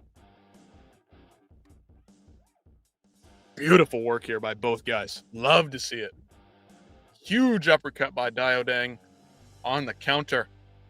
Some chopping elbows attempted, not quite landed. but Daodaeng, he might have stole the round with some big shots. Wasn't doing as much work. Whew.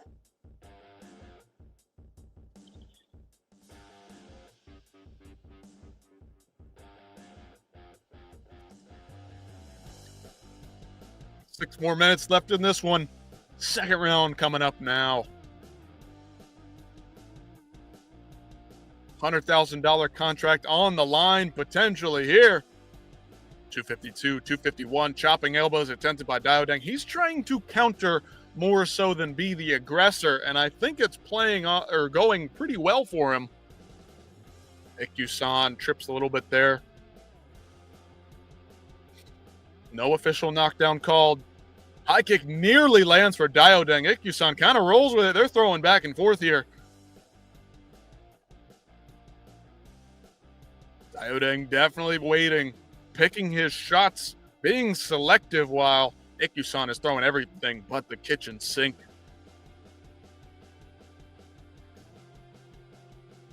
Oh yeah, he's caught the kick, throwing a couple body shots as Ikusan. Daodaeng comes back with a right, left hook, right hand again. Follows up, left, right, to the body, to the head. He's about to drop him. He's wilting. He's falling apart. He's about to crush him. They're back in the clinch. Ikusan is slipping all over the place. Daodaeng throwing some huge shots. Getting good. Ikusan's wearing the damage. Got to throw something too big to disrupt Daodaeng. He's coming through. Left hand, right hook. Daodaeng. The pressure's getting to Ikusan. Daodaeng coming forward, sticking the tongue out, taunting a bit here. He's taking a break. He might be wearing himself out, throwing too many shots. Does Ikusan have a chin, or does Daodaeng really not have enough power? We'll see. And elbow exchange there by Ikusan. Woo. Back in the clinch here for the boys. Minute left in the second round.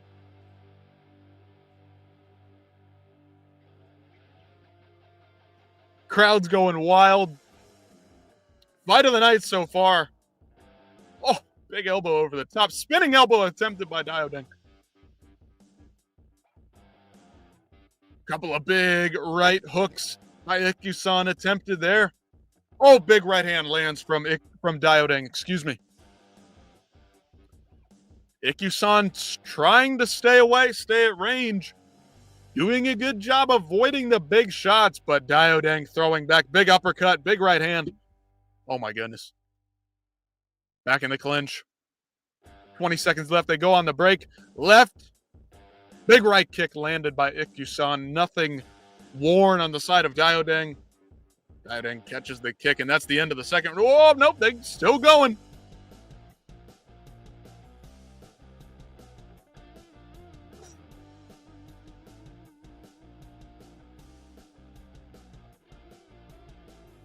Oh, my word. Oh, my word. Baby boy. Wow. Fantastic round.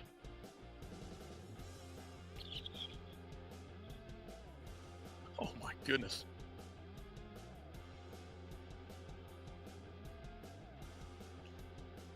Woo. Flying knee nearly lands from Daodaeng. Oh, my goodness. Oh, my goodness. Holy crap, these guys are killing each other.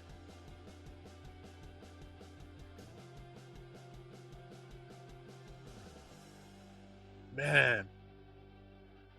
Ikusan pumping up the crowd. Let's fucking go round 3. These guys are about to put on for the crowd, put on for the fans watching at home. This might be fight of the weekend here. Holy shit. Who's going to make the adjustments? Ikusan coming out the aggressor. He knows that he probably lost that round. 2 minutes, 45 seconds left to decide this one. Spinning shot misses by Daodaeng. Oh, big shot by Ikusan attempted there. Daodaeng is throwing heavy. Putting a lot behind these shots. 2 minutes, 30 left. Back in the clincher from the fellas. Referee's breaking him up. Daodaeng holding on for dear life. Is he getting tired? A lot of output in that second round from him.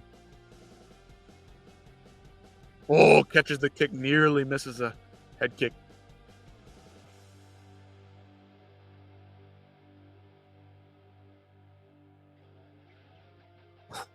Catching each other's kicks and just whiffing on big shots. Daodaeng's got Ikusan pushed up against the corner in the clinch. Guys are looking for some sweeps, maybe a trip or two here and there. Let's see what they can do. Knees exchanged. Nothing significant yet. Will the referee break them up? Probably in just a second. Minute 35. Minute 34 left in the round.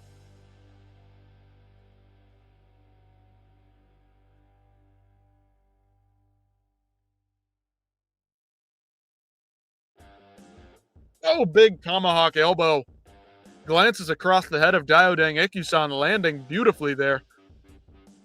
Daodaeng just throwing him around in the clinch, throwing back and forth, trading in the pocket, elbow on the break by Ikusan. Woo-wee. Daodaeng is looking fantastic. Step and elbow attempted there. Not sure if that landed, too close to call.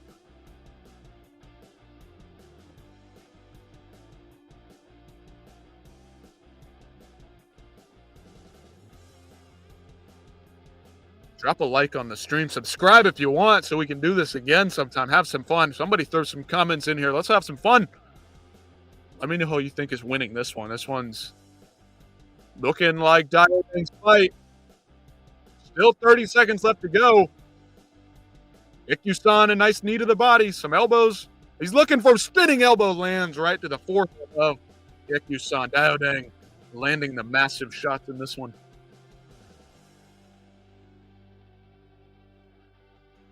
Daodaeng does. I like that comment from Mitch. Makes a good point. Just a tactically smarter fighter. Ikusan all action. He's bleeding from the head somewhere. Fantastic fight. 3 rounds up, 3 rounds down. That's it. It goes to the scorecards, but what a fight. Pumping up the crowd, getting them going. This is awesome. When do these fights not deliver? Let me just ask you. There might be some duds here and there, but my word. Every Friday, something crazy happens, and this is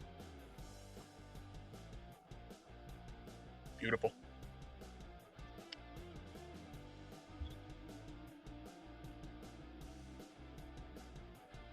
What a way to start your Friday morning. What a way to start your Friday morning, ladies and gentlemen. This is the only thing worth watching on a Friday morning. Forget the news. Forget ESPN, Sports Center. This is where you want to be. This is where you want to be. Questions are always surrounding ONE Championship. Are they going under? They've got one big event coming up in just 2 weeks. Huge event in Japan. Some of the biggest and best fights we've ever put together in the world of Muay Thai kickboxing. Daodaeng gets the win. He lands the bigger and better shots. Ikusan was very aggressive. This was a fantastic fight. Shout out both gentlemen. They deserve a fucking bonus. Give it to them right now. 1 week away. Roman Kriklia versus Ogdev. Heavyweight Kickboxing World Championship. Nico Carrillo, he's back. Luke Lassie, featherweight Muay Thai. Carrillo's moving up. Looking better. Looking thicker. Looking ready to fight. Maybe the weight cut will help him do a little bit better against Luke Lassie, who's a big fighter himself. It's going to be a good one. Friday, November 7th, 9 Eastern time. Next weight, we got some more atom weight. But on the women's side of things, Gabriel Moram versus Nangfasai. I don't know how to say it. 24 years old, Brazilian fighter. 29 for the Thai fighter. Woo! Oh, my goodness. I mean, they just had an awesome fight, and they're already moving on to the next. Too quick for me to keep up. Let's see what we got going on. out there. Of course, we talked about Andrew Tate between the last fight. Islam Makhachev and his camp, they're getting ready. There's Usman Nurmagomedov. There's John Pork, Javier Mendez. Who is that? Ali. He's in some trouble right now. Potentially, courts are ordering Dominance MMA to deliver all texts and communication revolving around the UFC negotiations. Islam got the fresh cut.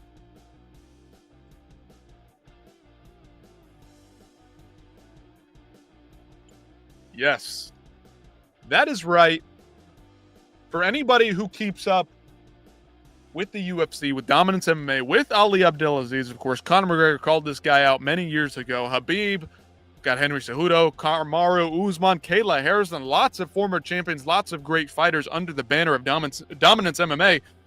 Dominance MMA and Ali Abdelaziz ordered to turn over documents in antitrust lawsuit. Despite initially refusing to provide these records, the court rejected Dominance MMA's objection and ordered Ali Abdelaziz to comply with documentation production under set deadlines. Shout out to Andrew Feldman. I believe that is Andrew Feldman. I think that's his name. All about combat sports since 2006. Let's take a read. Go through the documents here. In the United States District Court for the District of Nevada, Johnson, Dalloway, Connolly, on behalf of themselves and all other similarly situated plaintiffs, that is, against Zuffa LLC. They are the defendants. That's the UFC. Joint scheduling order regarding Dominance MMA's production in response to plaintiff's subpoena. Yep, that's right. Proposed joint scheduling order, Dominance. You can read the whole thing.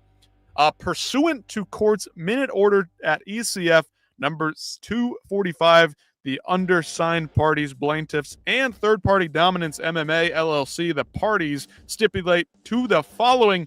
By October 27th, 2025, the parties shall determine and agree on the custodians from the inventoried list of identified discoverable sources for the collection of all property relevant and responsive information to requests 5 through 11 of the subpoena, and B, the location of any devices and applications used for all such potentially relevant and responsive information. Of course, this is in relation to Ali, Dominance MMA, and the potential corruption and collusion with the UFC, taking advantages of fighters through managers and management from Dominance MMA. Of course, they probably have a lot of smaller fighters on their roster they take advantage of. He gets a lot of fair treatment for these champions. Justin Gaethje also on the roster. Cody Garbrandt, Frankie Edgar, Claudio Gadelha, Fabricio Verdum, Zabit, Viviana Araújo, Rashad Evans, Gilbert Burns, Yana Kunitskaya, Kelvin Gastelum still kicking around, Lance Palmer, Renzo Gracie, Islam Makhachev. We got Ray Borg, Brad Tavares, Lear Latifi, Rustam Kabilov, Felipe Lenz, and others. But just to name a couple, these six at the top, I mean, probably their biggest names. By November 3rd, 2025, the parties shall agree upon the process for the collection and hosting of potentially relevant and responsive information, including the vendor for collection of responsive documents, the search terms to be used to identify potentially responsive documents, and the use of hit reports to guide search term negotiations. By November 17th, 2025, Dominance MMA shall provide a list of information sufficient to set a collection schedule for the agreed-upon custodians. By November 18th, the parties will meet and confer to draft a proposed schedule establishing specific deadlines for the collection, review, and production of documents, as well as the production of a privilege log by Dominance MMA. The parties shall meet and confer to resolve any disputes that arise in this production schedule and may agree to modest extensions for all these deadlines without court involvement. Respectfully submitted by the side of the plaintiffs, counsel of the plaintiffs. Holy crap. This changes a lot of things. I posted this last night. Just a little tease, because this could be massive. A serious issue for Ali and the crew. Dominance MMA, basically, Feldman summarizes. Dominance MMA said before, we're too small, too busy, can't legally release this stuff, don't have the effort or the time to spare to put this stuff out there. The court essentially read that as, fuck that, Too bad. Turn that shit over. Here's the deadlines. This is significant because Dominance MMA manages perhaps more UFC fighters than any other management team and has been involved in countless contract negotiations, including multiple champions. If emails or docs reveal UFC influence over managers or negotiations, this would be absolutely wild, would crack open everything, would reveal that Ali Abdelaziz is just as corrupt as some fans believe he is. That changes a lot of things. This lawsuit isn't just about fighter pay. It may potentially expose if the UFC maintains control over UFC through their management. And somebody may be calling for not just Dominance MMA, but let's see here. Tiki Gosen. Yeah, that's right. Tiki Gosen, longtime friend of Dana White, has got some clients on his board that have been hanging about in the rankings for a long time. Dustin Poirier aside, Brian Ortega getting a lot of favorable matchups. Dominic Reyes, Paulo Costa sitting in the rankings, even though he probably doesn't deserve it. Mackenzie Dern, 4-4 in her last 8. She got a title shot. Aljamain Sterling, Tracy Cortez. They've been dragging Aljamain through the mud. I think he needs to leave, Tiki. Tracy Cortez always getting favorable treatment and placement on the cards. Of course, she's a beautiful lady, but that doesn't just get you good fights. Nelsik Bagdasarian, Waldo Cortez Acosta. I think both these guys have a fight coming up soon. Charles Radke, he's fighting soon as well. I think this weekend even. But yeah, not at all shocked some of these fighters get some seriously favorable treatment or mistreatment on the side of Aljamain Sterling, if I did have to say so myself. But this is big, big stuff here. Big, big stuff here. From Dominance MMA, Ali Abdelaziz may be in trouble here. I cannot wait to see what this entails. What will happen here? Big time news. Blockbuster announcement here. Ali Abdelaziz and Dominance MMA being maybe in some serious trouble. Serious trouble. Let's get back to the fights.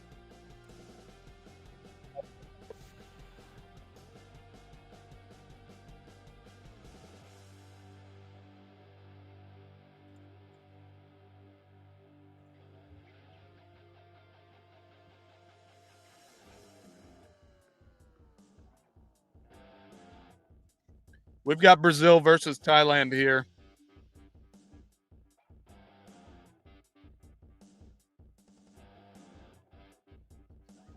"30 seconds left to go in the first round.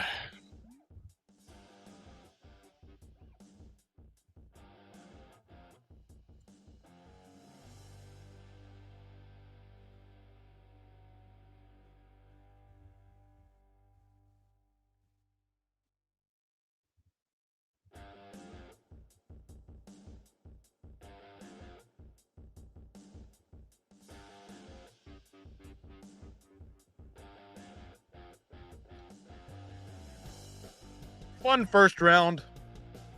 Not a lot of damage being done, but they're throwing. They're trying.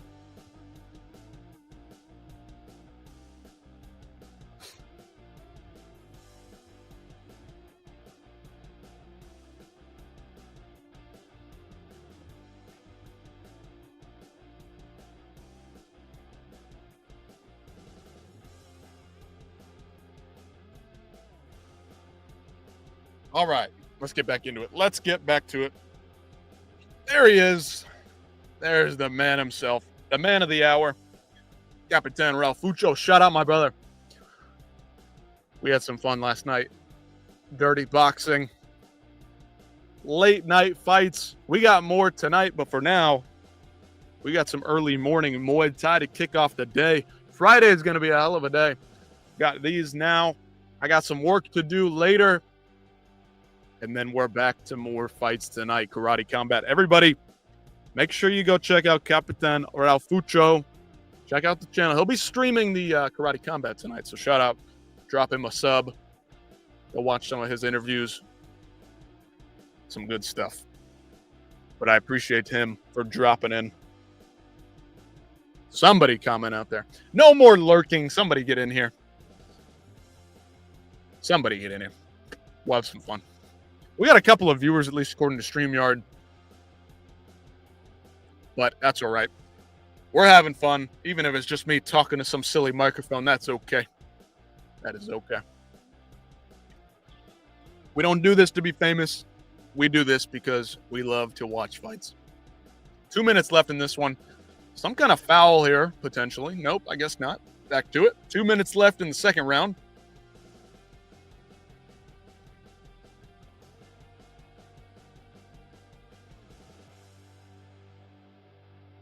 These ladies are going after it.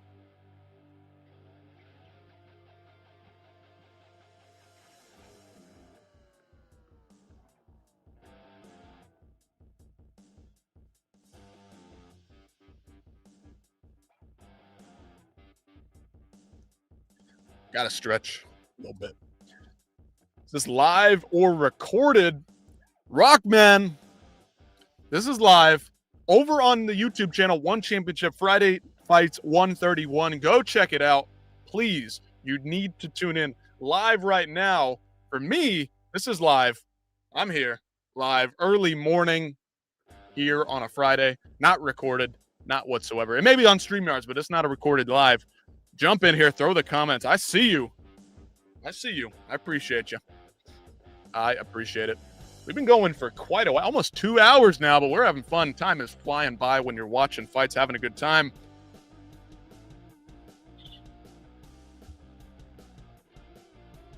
$40 seconds left in the second round here. This is all live and in person. We've got the emojis coming out. Laughing, high-fiving, I don't know what those mean, but shout out to you, Rockman. Hope you are well today. I appreciate you for jumping in. Let me know if you're watching these fights, man. That last fight had the adrenaline so high, it's hard to come back down. The women sometimes can't do as much damage physically. I mean, they try. This has been a good one, good little scrap, but sometimes the highs don't quite reach, and you kind of have a little bit of that adrenaline dump. Much like if you were in a fight, you have that adrenaline dump. Fantastic fight just a few minutes ago. But thank you, Rockman, for jumping in here. Yes, we are live. If you want to throw some comments, have some conversation, I'll be here. We can talk and chat it up.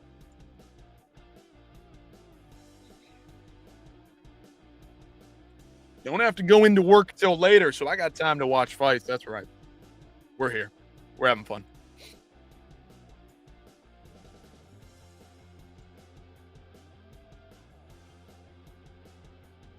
Round 3 coming up. Round 3 coming up.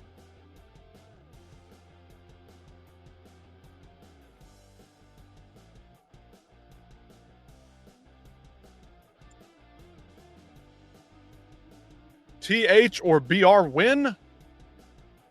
I don't know what that even means. Thai or Brit win or Brazil? Oh, you mean okay. I got you. I'm not sure yet. I haven't been watching close enough to be able to determine, but it looks like Nangfasai from Thailand might be winning this fight. She's landing the bigger shots, but she's wearing some serious damage as well. The younger Brazilian, Moram, definitely more volume, but we'll see how this third round goes. 2 minutes 35 left.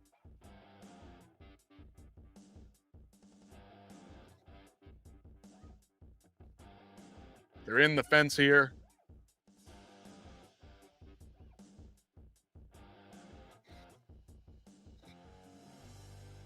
They're going back and forth. I don't even know who's winning this one, but I just think that Nangfasai is landing the bigger and better shots, but Moram's putting on the volume, more pressure, closing the distance, doing a little bit better optically, like visually. She looks a little bit better, but Nangfasai just seems to like step off and kind of land those perfect, maybe accidental shots even. I don't even know.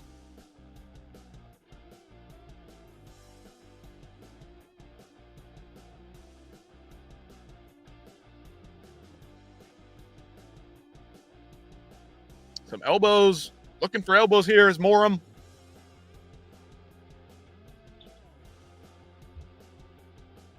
Halfway through the third round, somebody needs to distance themselves in this one. Somebody needs to get something done. Let me know how you guys think this one's going. Very close fight here. They're going back and forth. Okay. Nangfasai getting going. Moram's backing her up against the side of the ropes.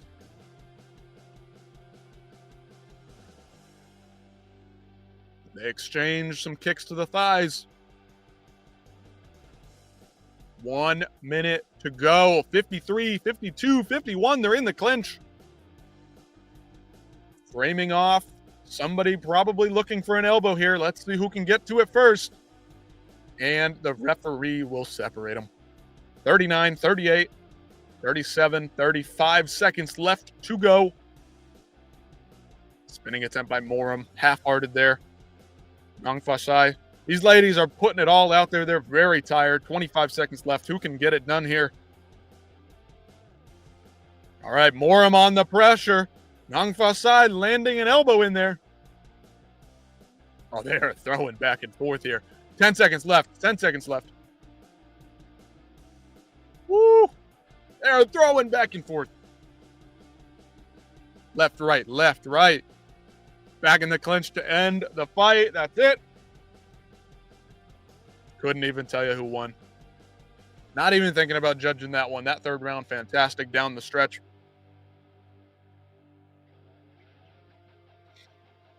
Wow. Rockman, if you're watching this, anybody else out there, if you're watching this, tell me who won that one. Let me know who won that one. Close one. I missed half the first round. Woo! Good one down the stretch. It built in momentum. The momentum went up and up and up and up until that last minute. Perfect climax.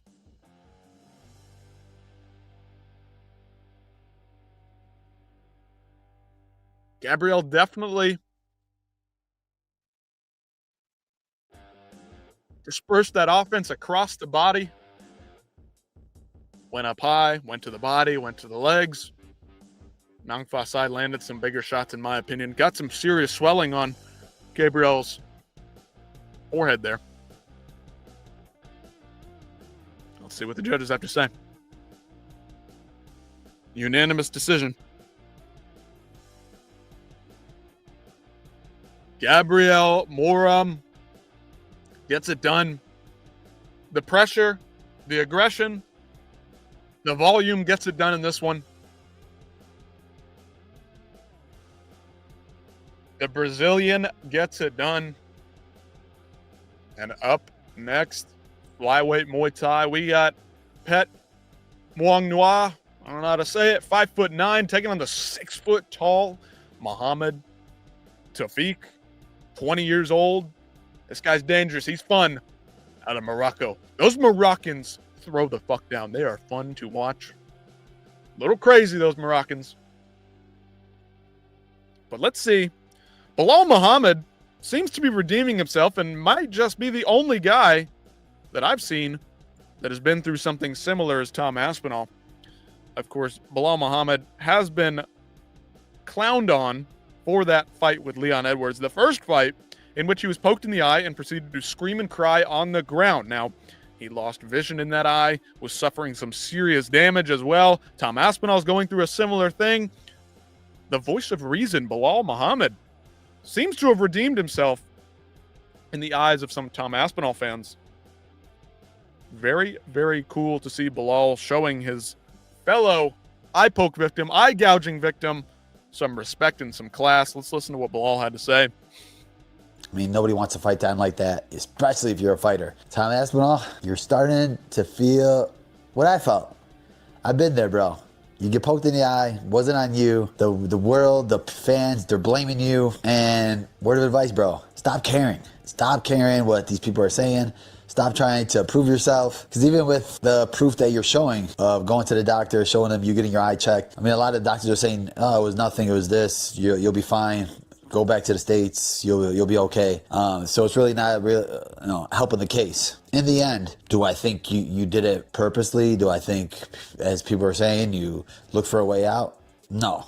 I mean, when you have a finger in your eye and you can't see and you can't open it, after the Leon fight, I couldn't open it probably for like 30 minutes. It was one of the hardest things. Do I think he was getting pieced up? No. It was basically, 28 strikes to 30 strikes? It was a very close fight. I think people just assumed Tom was going to walk through him. So they're giving Gon a little bit more credit then like really showed, right? It wasn't like, oh man, Gano was lighting him up, killing him. It's one round. There's still 4 more rounds. Tom still looked like he was comfortable in there. He was smiling in there. He was doing some stuff. I think people got to stop that narrative. Tom, you just got to stop caring.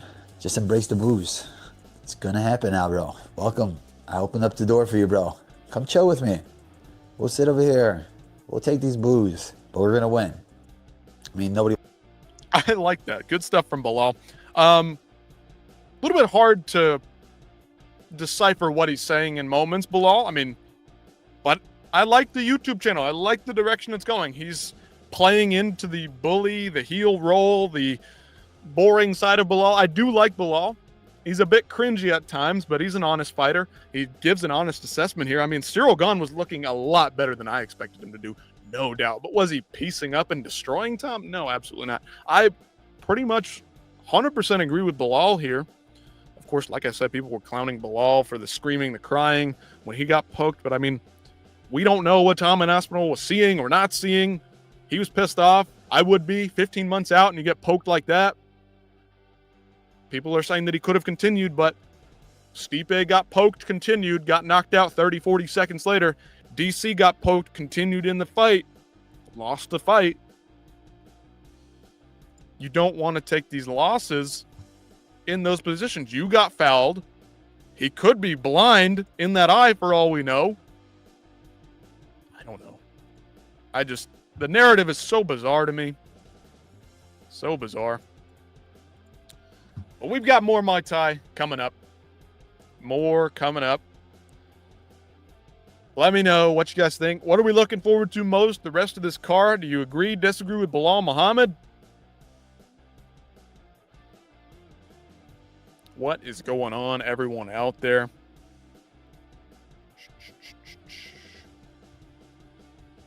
See what's going on across the Twitterverse. See what's happening. Anybody out there watching, let me know how it's going for you. Friday morning, it's early for me. Maybe it's nighttime for you there. We'll see how this one unfolds. Still got some more. All right. Let's see. Nothing else catching my eye. So we'll get back to the fights. Muhammad, Phantom of Death. Tafiq taking on Petmuangnua. I don't know how to say it. Somebody drop me the pronunciation in the chat.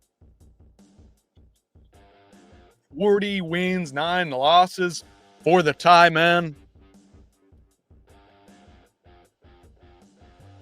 Muangnua. Tong Couching Mai. I don't know how to say it. I can't say it. 6 feet tall for the Moroccan. Both guys train in Thailand.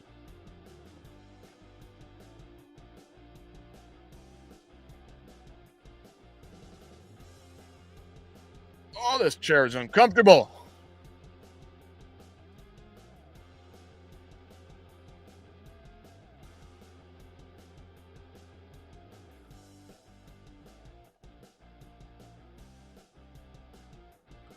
.237, 236, 235 left to go in the first round.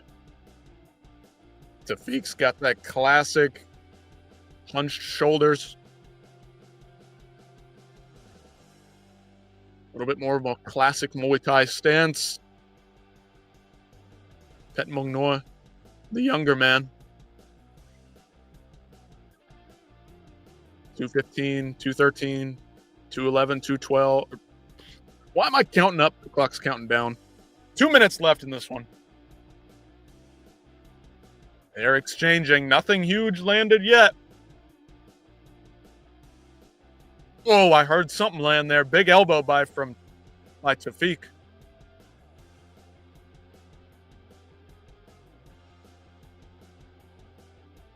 Tafiq slow and steady with the pressure.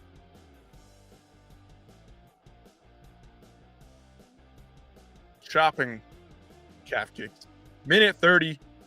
Halfway through the first round. Catches the kick.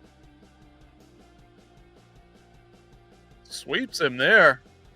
Petmuangnua goes down. No damage, but is tripped and put down.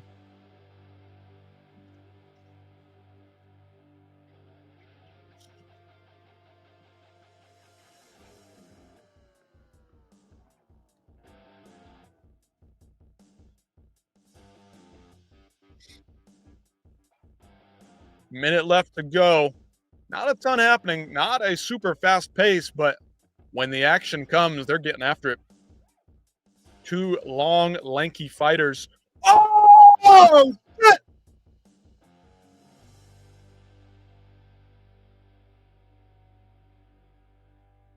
Oh, my goodness.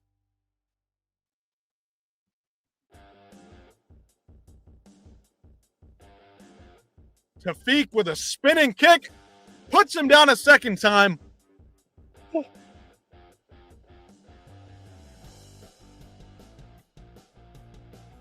15 seconds left. Can Tafiq put him down again? One more knockdown, and that's it. He's going for it. Let's go. 10 seconds.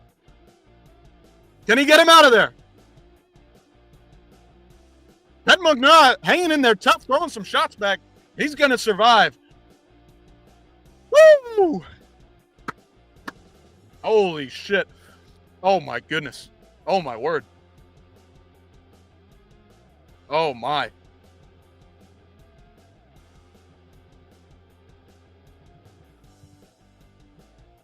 Oh, my goodness.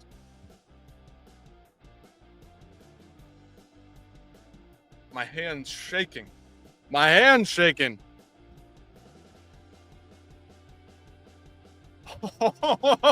Oh my gosh. Oh, he just caught him with the blade, the inside of the foot. Oh my God. The Moroccan puts him down. Holy shit. Oh, God. I thought he was done for. This is the kind of shit, man. Friday mornings, not going to be surprised if Petmuangnua took the damage in the first round, comes back out because Tafiq gassed himself out in the first round, trying to finish him. We'll see what happens here. This is very, very... I don't have the words. I don't have the words for it. Petmuangnua, he knows he's down. He needs to get aggressive. He's going after him. They're in the clinch right now.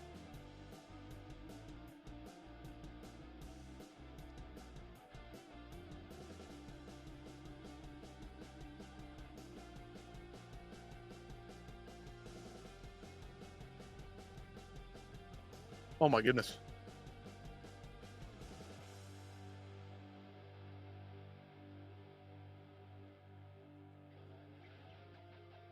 Kick caught by Tafiq. Spinning back fist attempted, nearly misses. Petmuangnua got him up against the ropes in the clinch.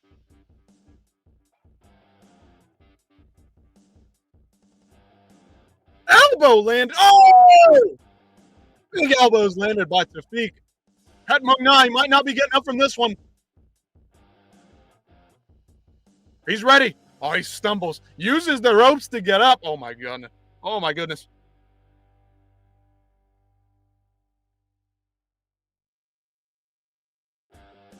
Oh, that's it. Big elbow by Tafiq.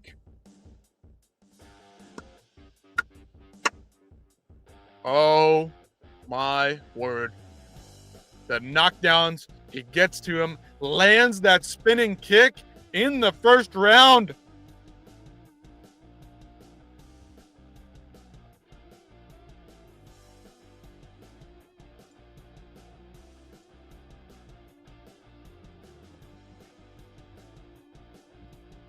My gosh. Woohoo! Big elbows landed. That is how you fucking do it. My goodness. Awesome.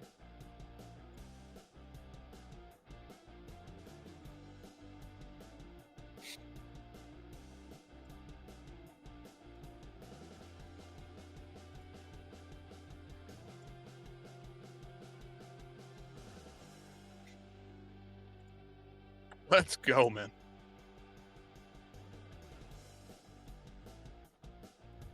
I want to see that replay again.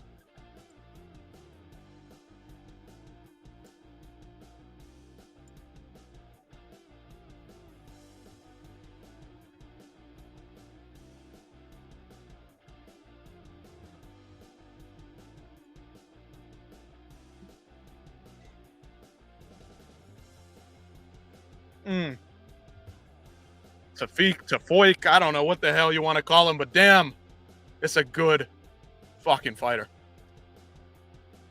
That's 2 times I've seen this guy put on really impressive performances.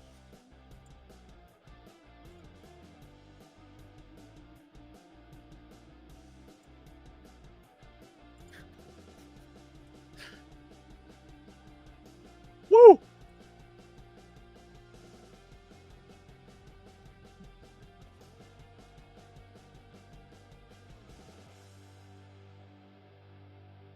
We got the double translators in here for the Moroccan.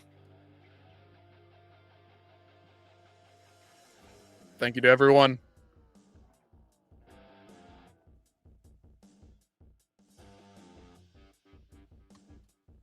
Doing his best. Very happy.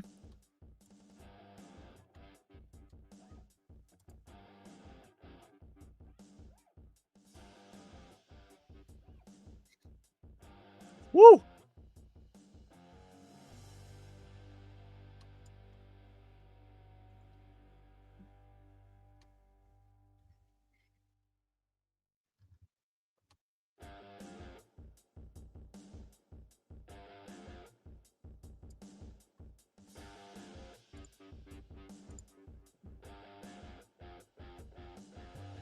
And a big fucking bonus for this dude. Hell yeah. Let's go. I'm shaking right now. The adrenaline coursing through me. I got to sit in this fucking seat. I can't jump through the roof, but I'm about to.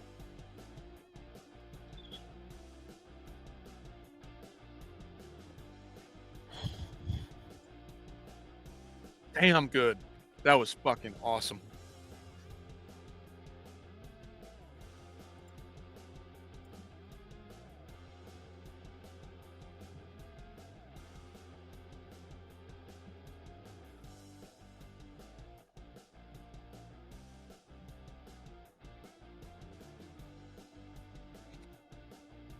Damn good.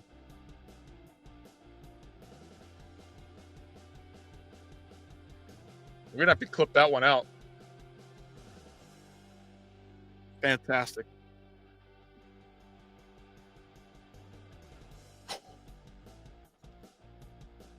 Oh my goodness. Elbows.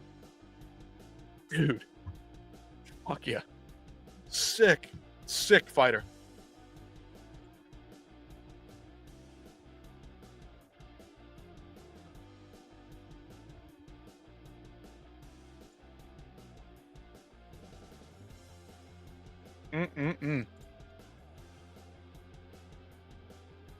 Let's go, guys. Let's get it. And we got another fight. That's right. We're moving right along. I'm spitting all over the mic. I can't even control myself. Woo!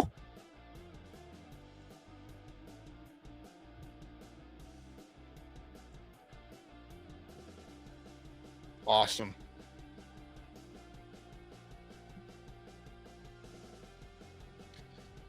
Oh, man. Give me that replay. Give me that replay. 20 years old. Oh, no, he was coming off a loss. So I must have missed that one back in August. I did catch that last win. Damn.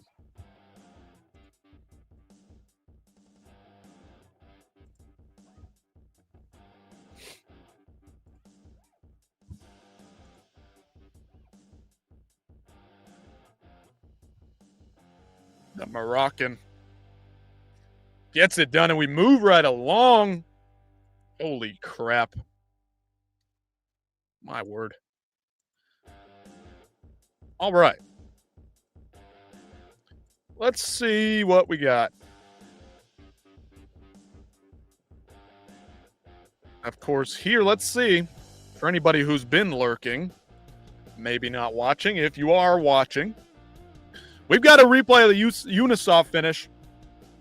Here it is. Yunusov, the Russian, right here.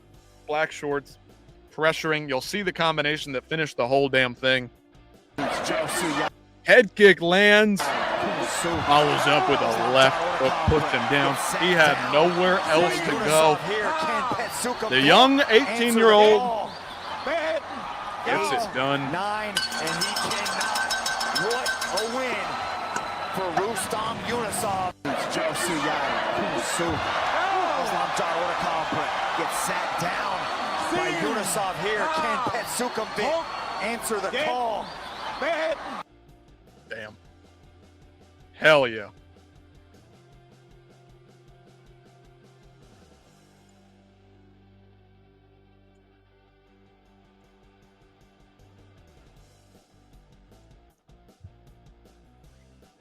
Bacqua, porn. I don't know how to say it. Mammut, up next. I may not know how to pronounce their names. I may not know much about them, but God damn it, every week in and out. Friday morning.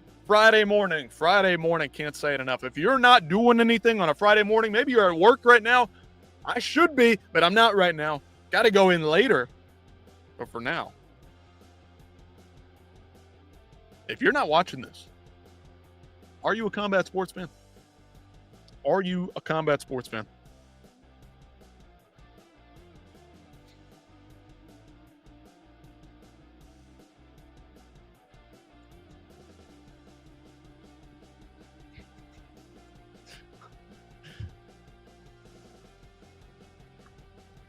MMA fans who will tune in for Onama versus Garcia.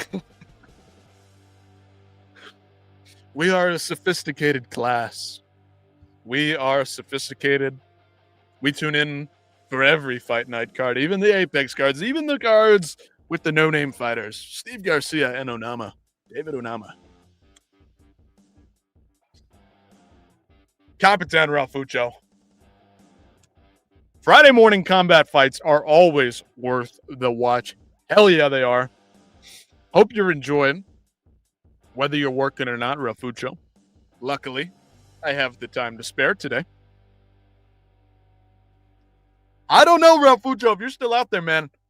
Karate Combat are one Friday morning fights. I don't think there's a better show. Contender Series and Friday morning fights are the only two shows. If you're tired of boring fights, if you're tired of boring UFC fights, tired of boring PFL shit, this is the place to be. This is the only show you should be watching. There's some duds here and there. There are always a dud or two on every card, but God damn it.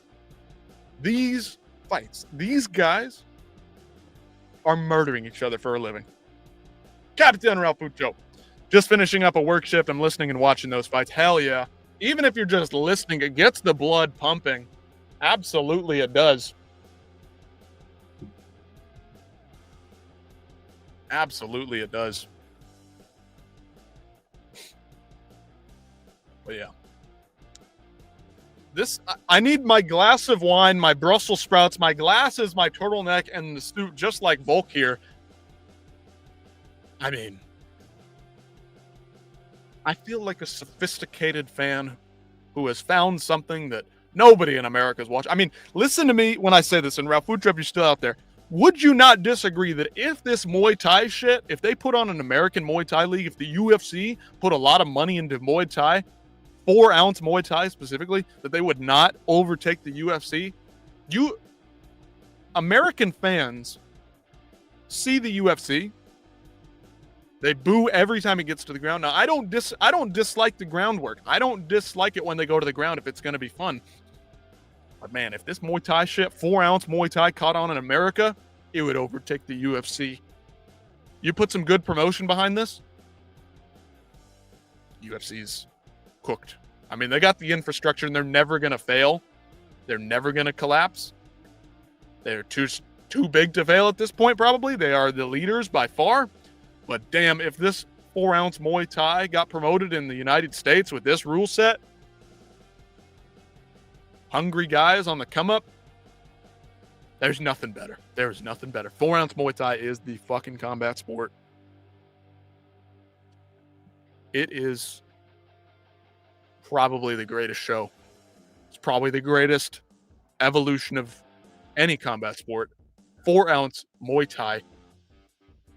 There's nothing better. Next fight up.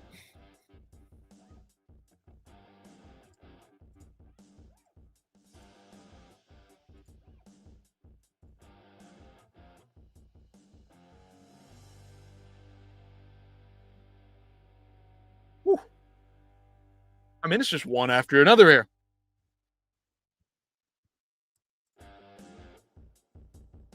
Two minutes, 15 seconds left to go. Very nice.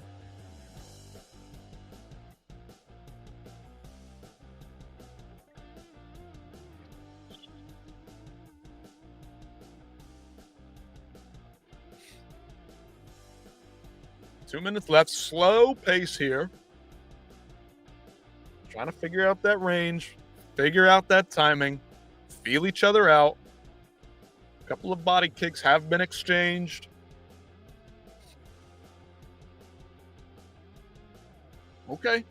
Big right hand lands there for Mammut.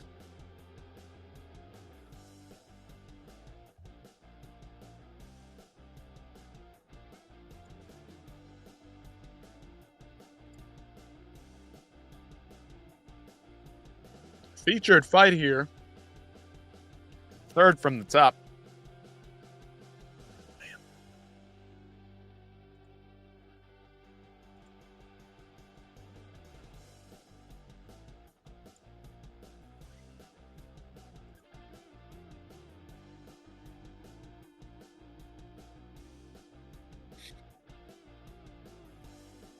Some big hands exchanged.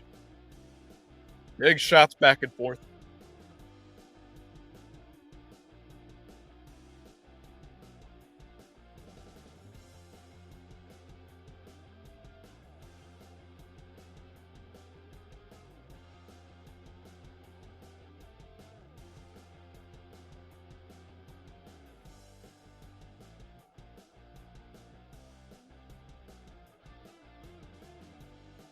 Ooh, nice thudding body kick. Beautiful.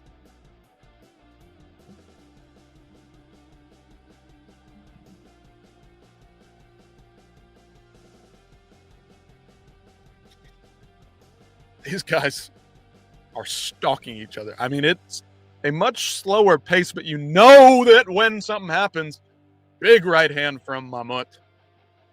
Like, danger is behind every corner. They might not be throwing a lot, but they are throwing with some serious heat.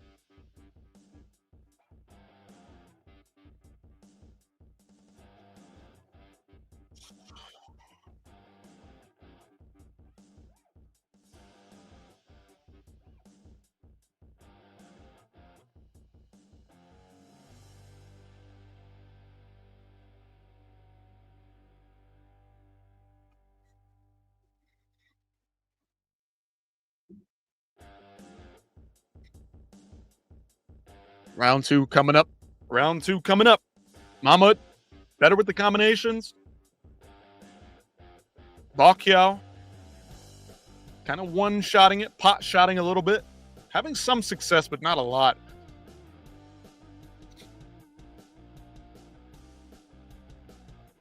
Mammut, in my opinion, won that first round pretty clear.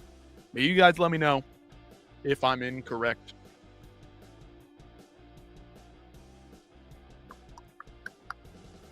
All right, fellas. In the clinch.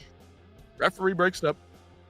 238, 237, 236, 235. We're 30 seconds into this thing.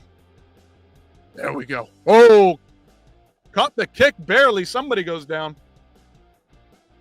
Nobody hurt. Looks like a bit of a slip potentially. Nothing serious. 2:15. Second round. These guys are throwing heavy. Not much landing, but like you know something's going to happen eventually. Mammut, I think, is just, he's feeling him out. He looks like he's more comfortable in there. Bacqua, slower, more methodical. He's throwing, he's having success in moments, but just doesn't look quite as comfortable in there. Mammut looks like he's got control of things. Looks like he feels good in there. I mean, I don't know. I can't speak too much. I mean, he's going to get knocked out any second now. Somebody might.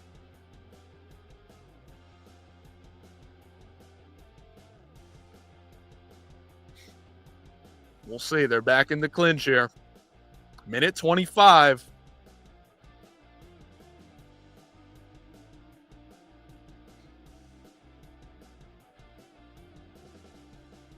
Body kick. Mammut counters. 110. Almost 2 minutes down in the second round. And they wrestle each other to the ground.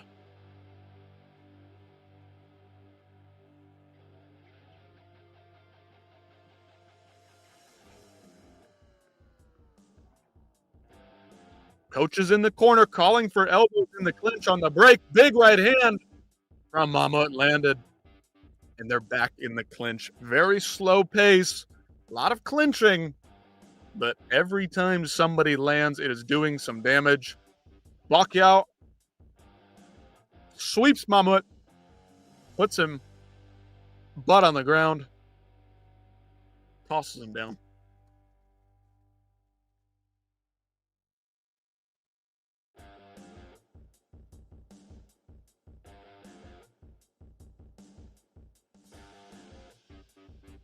Ten seconds left in the second round. 5.5 minutes down. 3 to go. That's it. Round 2, a little slower. A couple of sweeps, a couple of tosses to the ground. Bunch of clinching.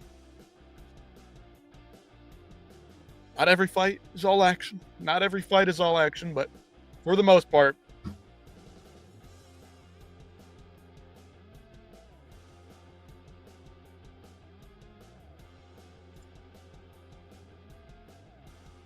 here it is. There we go. And that's why we're seeing this circular motion. Oh! That's what he told us about in the interviews. He said he was spinning. There it is. That's why we're seeing this circular. Oh, just barely clips him right on the temple. Why we're seeing this circular motion. That was it. I thought that was it. I thought it was over there. But back to this one at hand. That was the last fight. Tofi, the Moroccan, very dangerous. Back to Bacqua and Mammut. Third and final round here.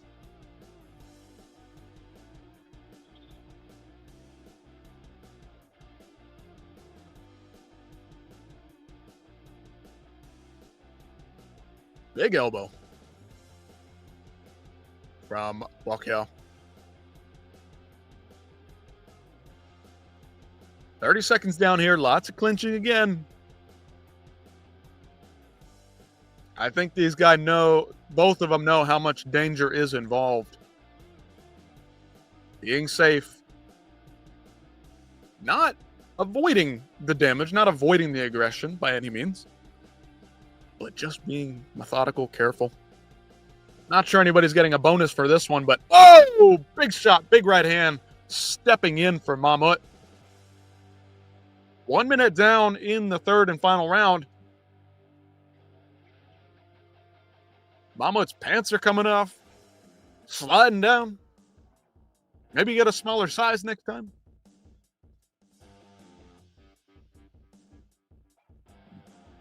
Mammut catches the kick. Bacqua trips him again. Just a bit of a stumble there. Nothing crazy, nothing serious. Minute 30. We're about halfway through the third and final round.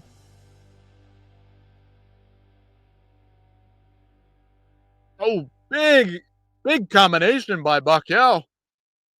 Right hook, left hook, straight to the dome. Minute 15. 75 seconds left. Who's going to establish themselves as the victor here? Mammut crashes in, misses 2 big shots. 60 seconds left to go.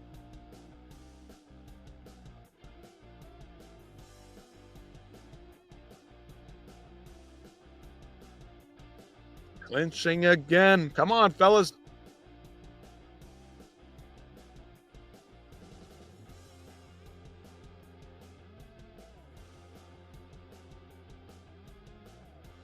Big body shot from Bacqua. 65 or 30 seconds left, not 65. Bacqua definitely throwing him down, sweeping him, tripping him all over the place. Mammut landing the better strikes, though. Absolutely no question there.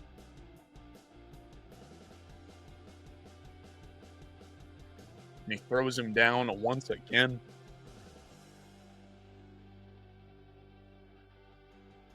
Good point. Can't find him if he's on the floor.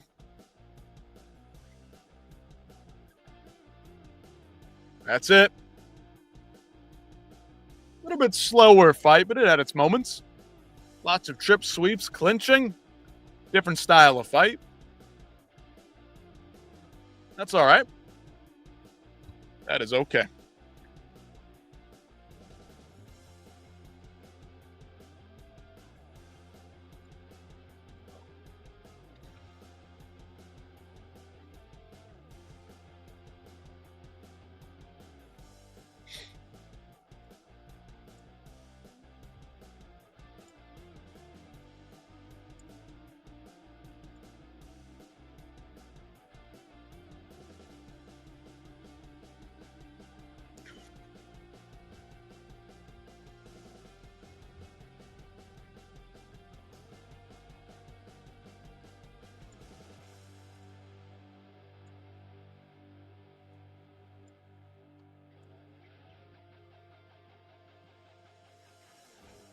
All right, here's the decision.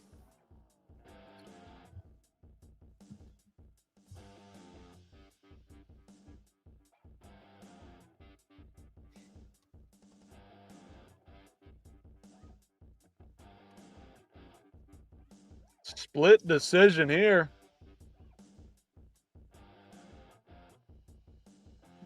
Bacqua. I guess they awarded the sweeps. Trips? I don't know. I don't know about that. I'm also not a Muay Thai judge. Co-main event up next. But come on, let's get back to what we all just witnessed a fight ago. Watch this. Another look. Oh. There was stepping for the weight, extended that leg, just catching the chin with just the barely heel. Caught him with the inside of the foot. Another... I could watch that 1,000 times. Beautiful drop. Didn't finish the fight. Somehow his opponent got back up from this. Another look. There it was, stepping forward the weight, extended that leg, just catching the chin with the heel. Fantastic. Fantastic. Had me jumping out of my seat. There's the finish for you. Some big elbows to close out the show. And then the right hand to finish it all. Tofi, what a fight. What a finish. I'm just going to leave it there. I'm just going to leave it right here. We're just going to let it run. Another look.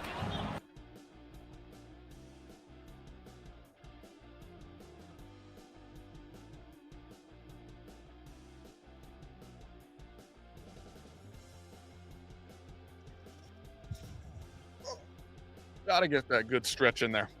Crack that neck. We've been at it for a while. We've been at it for a while.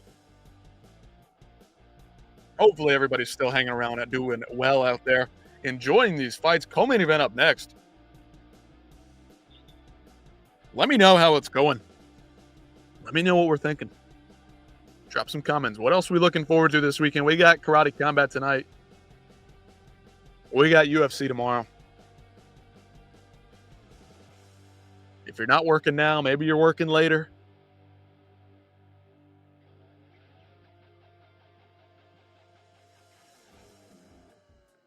We're busy today. This has been a good one. Had some good, fun events so far. Let's see if anything else.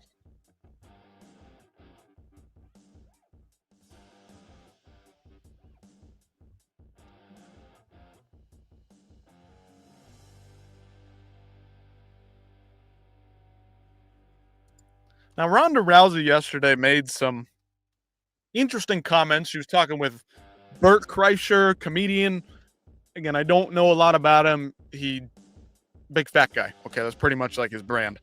Fight Oracle. I do see where he's coming from here. And now, not everybody's gonna have good control of their language. You know, I got a potty mouth. I do. But she's got 2 kids, right?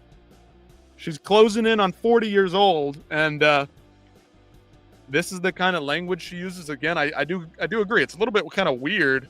Ronda's become the Rosie O'Donnell, who is as ugly on the inside as she is outside. Now, I don't think Ronda. I think she's just a bit entitled and a bit butthurt about what she did, how she treated fans, how she treated the media. Kind of played victim, bought into the hype, and now she's mad about it. I think the only reason why MMA fans have their lips so firmly planted at the base of Khabib's cock is because he retired before he reached his limit. If he kept fighting until he reached his limit, everybody would be like, Khabib ain't shit. He never was shit. Now, there's always going to be detractors of every single fighter. It's just a fact of the matter. Nobody is universally loved. Nobody is universally loved. Everybody's going to have their haters, their detractors, whatever. People don't like Ronda Rousey because of the shit that she does. She acts very entitled. She acts like a bit of a diva, like I am supposed to attract all this attention. I'm this, I'm that. Look at me. Is she trying to come back because she wants more attention, because she thinks that this is all blown over? Very abrasive personality. I don't know. There's not much I see here that I disagree with.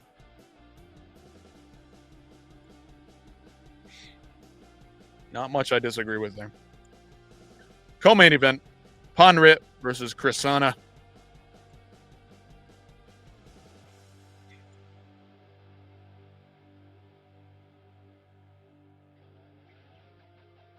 I'm not sure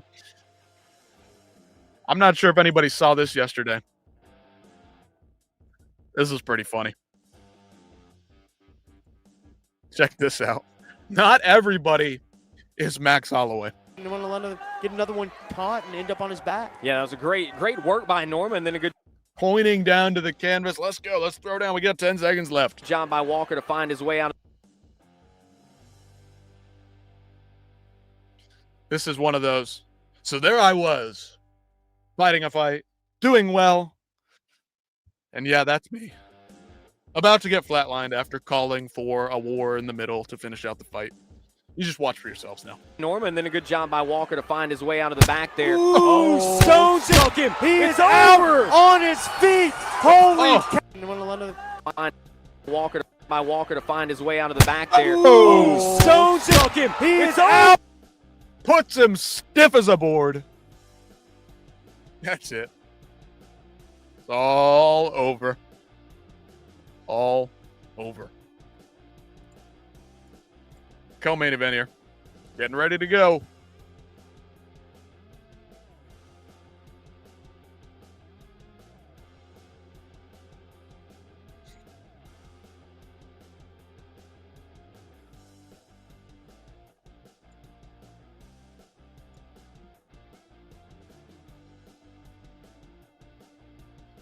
Ponrit is the cousin of somebody? I missed what they said.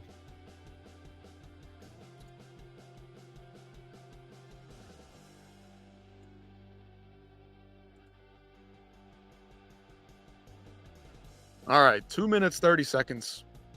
left in the first round here. Getting right back in the action. Co-main event.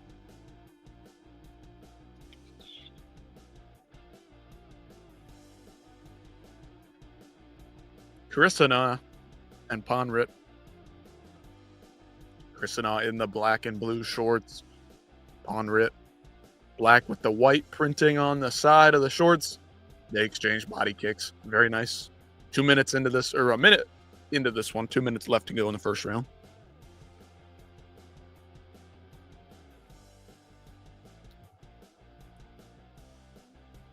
Shut up. Shut up, watch.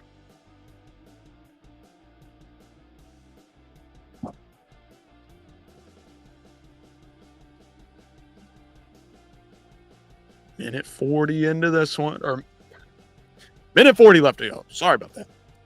It's been a long morning. Minute 30. Halfway through the first round. Combination there by Krishna. Very nicely done. Ponrit with a heavy thudding kick there. They're getting aggressive now. Oh, they're going back to the clinch, but nasty work. Nasty work from these gentlemen.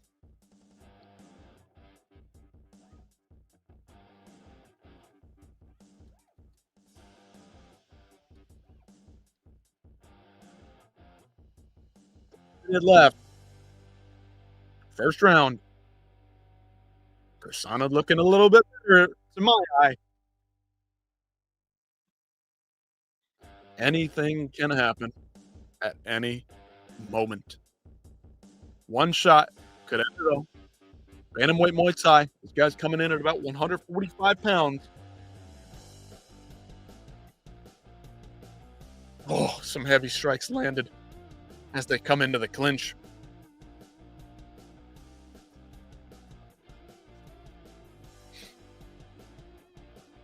"20 seconds left to go.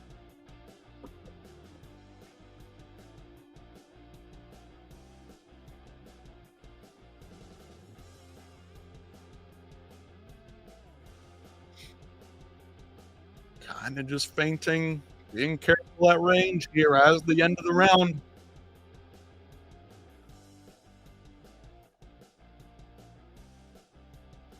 Krishna giving it a good stretch. Oh yeah, stretch it out. Get ready.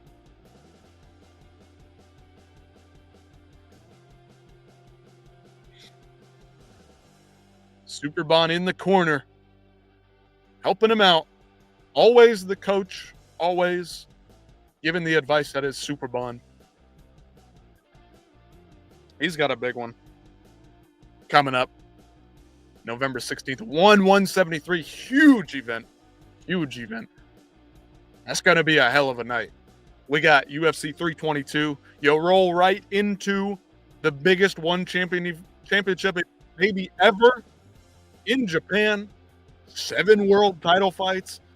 Superlek, Stamp, Takeru on the undercard. Ridiculous. Rod Tang, Superbon, who's who, everybody is going to be watching that one. Or, I mean, everyone's going to be involved in it, and I hope that everyone is going to be watching. Back in the clinch here, round 2 has commenced. We're 20 seconds into it. Nothing crazy yet. Let's see. Superbon in the corner of Ponrit. Back in the clinch. 20 seconds left before a minute has gone by.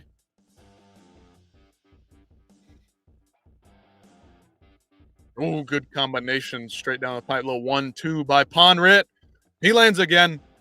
Left and a right hand land. Ooh, nice. Back in the clinch. Sorry, that was Krishna that landed that beautiful combination just a second ago. 1-2, followed by a left and a right hook.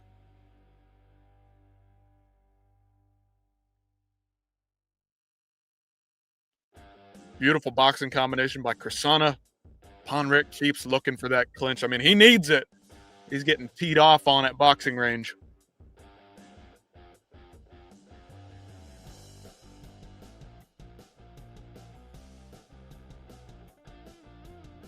Breaking it back up, clinching again. 1:30 left in the second round. Not the whole fight, but the second round.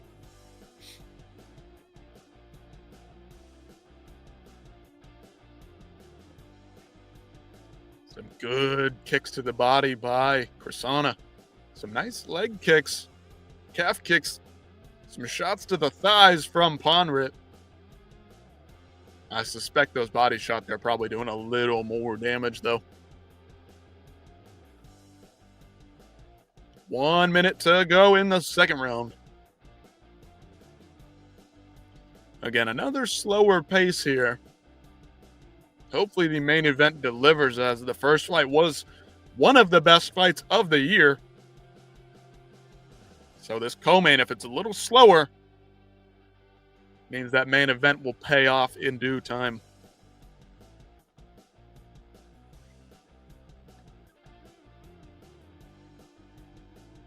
"30 seconds. Come on, boys.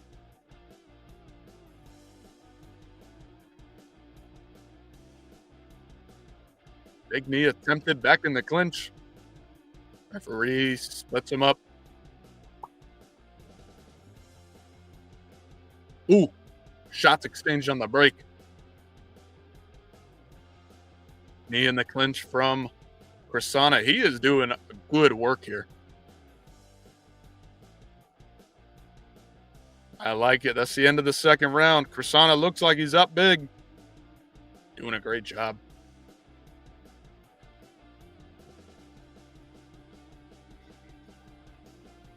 Superbon and Ponrit are cousins.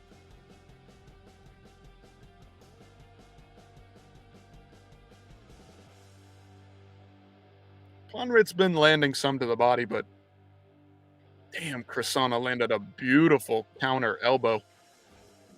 Whew. Closing out that round.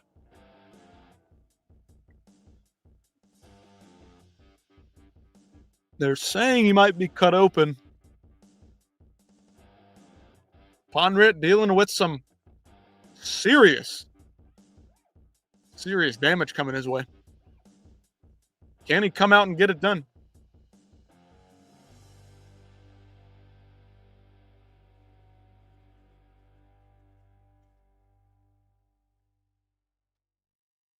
$250 to go. Third and final round.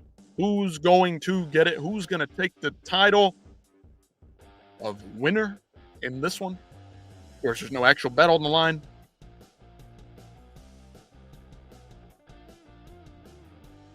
Ponrit working to shut down all the good work that Crisana is doing. The commentary sounds like they're in favor of Ponrit, but I got to disagree. Now, I'm no Muay Thai practitioner. I'm no athlete. But Crisana just looks like he's doing the better work here. The more damaging shots, he's got him cut open, got him bruised, bloody.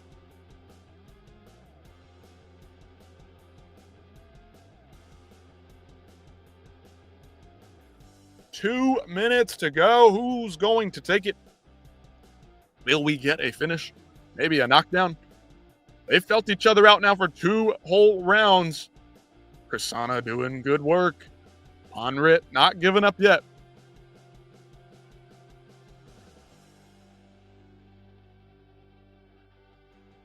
Minute 40 to go.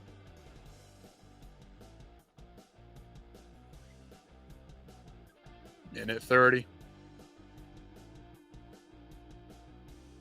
Halfway through. 90 seconds left to go. 90 seconds here.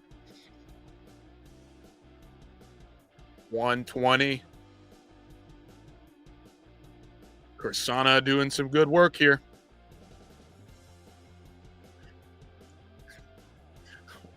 Why the Chuck Norris picture? Because why not? It seems that's what Topology does when they don't have an image for him. Capitano Alfuccio. I did not know that before today. 1 minute left to go. It is pretty damn funny, though. Because it's a badass, that's why. 50 seconds. 45 to go.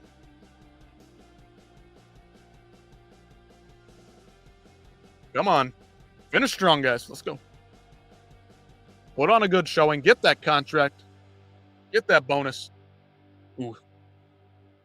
Some good work, some good damage being done to the body.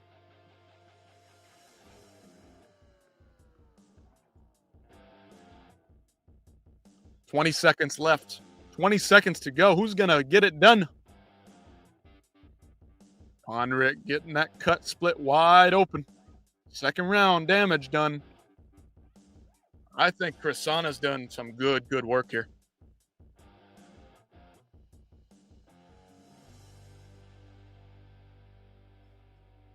That's it. Round 3. A little bit slower pace, a little bit slower fight. That's all right. It's all right. Good showing. A little bit more methodical. A little bit clinch heavy. But we got one more fight left to go. One more fight left to go. Decision coming up next. Replay here shows some big elbows by Krissana. Nice knees, body from Ponrit. I don't know if Superbon's cousin got the win here, but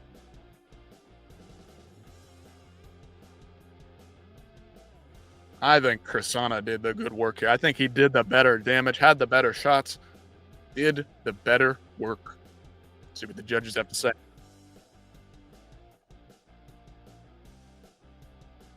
All right, we know Monster Energy is a sponsor. Yes.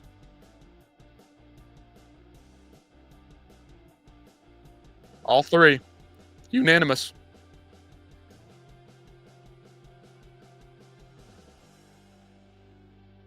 Krissana, let's go. Clearly did the better damage. The commentaries team seems to disagree. I don't think so. I don't think so. I'm not shocked one bit. Suryanlek versus Decho.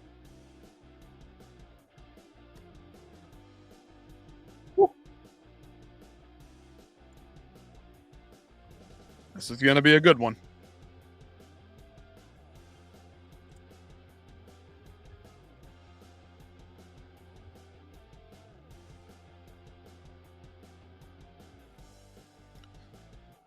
Let's go. Main event coming up. The two Thai fighters, 29, 22. Some seriously dangerous fighters here.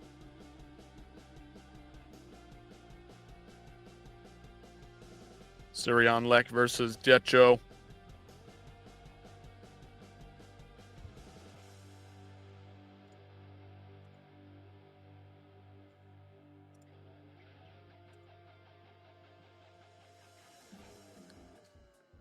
Let's see.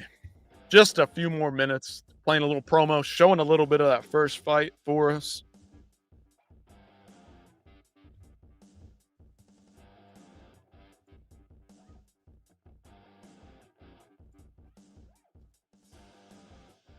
Every time you step forward, I targeted his left leg. This was a war. I do remember watching this one.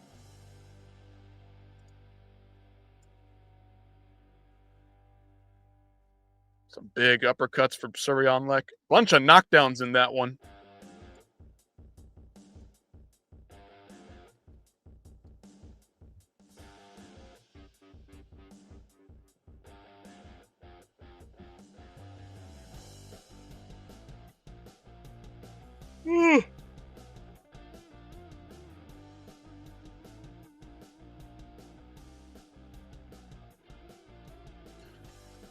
Two knockdowns for Suryanlek, one for Decho.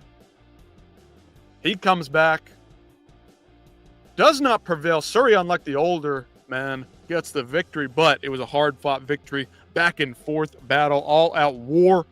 And we've got another fight coming up in just a few minutes.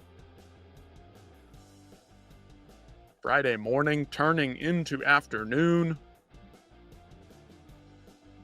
As the time goes by, Suryanlek, he's dying for that contract. 29 years old. Decho takes a lot of inspiration from his father, of course.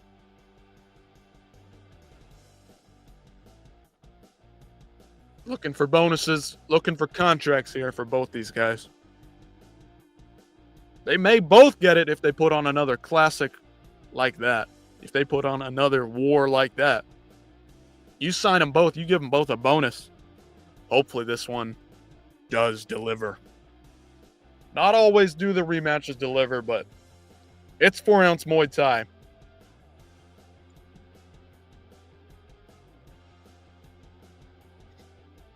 That Thai rock music, always fun.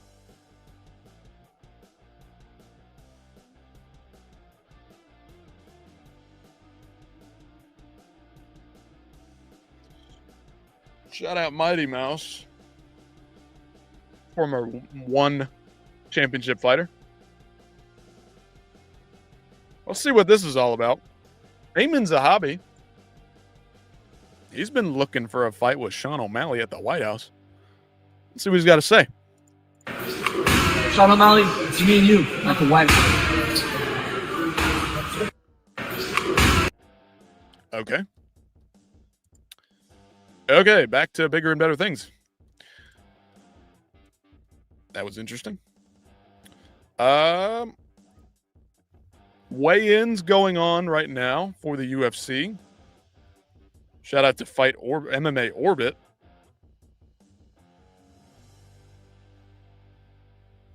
Let's make sure everybody's all good to go. Steve Garcia makes weight 145 pounds. Cody Durden, 130-pound catch weight, comes in at 130. Isaac Dolgarian, 146. He's good to go. Jeremiah Wells is good to go. Talita Alencar, 115. She's good to go. Waldo Cortez Acosta, 263, comes in right under that heavyweight limit. Kevin Christian, 205. Good for him. Coming off the Contender Series, of course, making a fairly quick turnaround. Montserrat Conejo Ruiz, 115. She's good to go. Alice Ardeline, 115. She's good. Onama, 146. He's good. Dante Johnson, he's moving down. Used to fight at light heavyweight, coming down to middleweight. Hopefully he'll be looking in a little bit better shape. He makes weight at 185. Ariane Carnellosi, 115. She's good to go. The muscle freak. Cedrica Dumas, of course. That dude, interesting character. 185. He makes weight. Hyunko, 170, makes weight for himself. Timmy Kawamba, 136. All good to go. Charles Radke, 171. Temba Garimbo, 71. He's good to go. Chang Ho Lee, 135. Ketlin Vieira is good to go. Alan Nascimento makes weight, coming in under that 130-pound agreed upon weight for the catchweight bout. Daniel Frunza, 171. Yadier Devalle, 146. Norma Dumont, 136. She makes the weight somehow. Good for her. Ketlin Vieira as well. Billy Elicana, 205. And that's it so far. That might be everybody. Wasn't quite counting, but we'll go back to this. Remember this one. Remember this finish. Blue corner is in the ring. Main event, Surian Leng and Decho. Reminder again, Miami Karate Combat. Shout out Captain Rafucho. He said he will be streaming this one tonight. Early prelims, or the beginning of the card, will be starting at 6:30. We got a middleweight title fight. We got Uriah Hall, Marcus Perez in a Karate Combat pit. Two former UFC fighters squaring off. Violent Bob Ross, Rafael Alves, that guy with that vicious finish back in Orlando, over Michael Vick. Why am I blanking on his name? Vic. You know who I'm talking about. Totally blanking on his name. Brain fart. And John Danaher will be the guest commentary for tonight. Looking forward to this one. Long day ahead. Looking forward to some fun all-action fights in Karate Combat. But for now, some more Muay Thai. One more fight. Main event. Surian Lek versus Decho. All right. What else we got? Anything else going on out there? All right. That's interesting.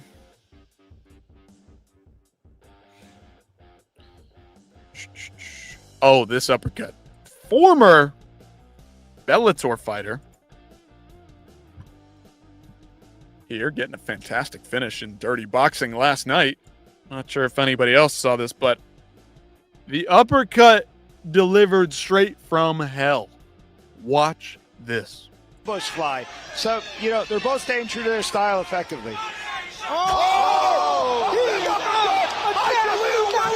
Skips him out cold. He reached from the floor with that one. Literally, look at that. Oh my goodness. Effectively. All the way from the floor with that one.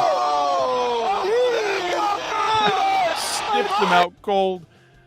Foaming at the mouth. He is down and out.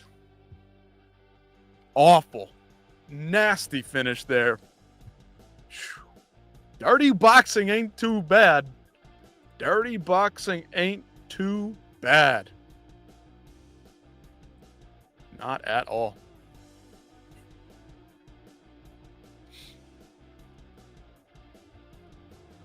What else we got going on? Do we have Cage Warriors this weekend? I don't think so. We got some fights this morning. They're doing their typical ceremonial thing.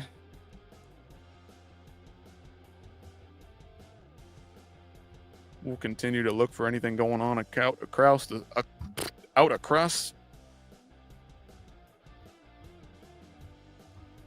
social media.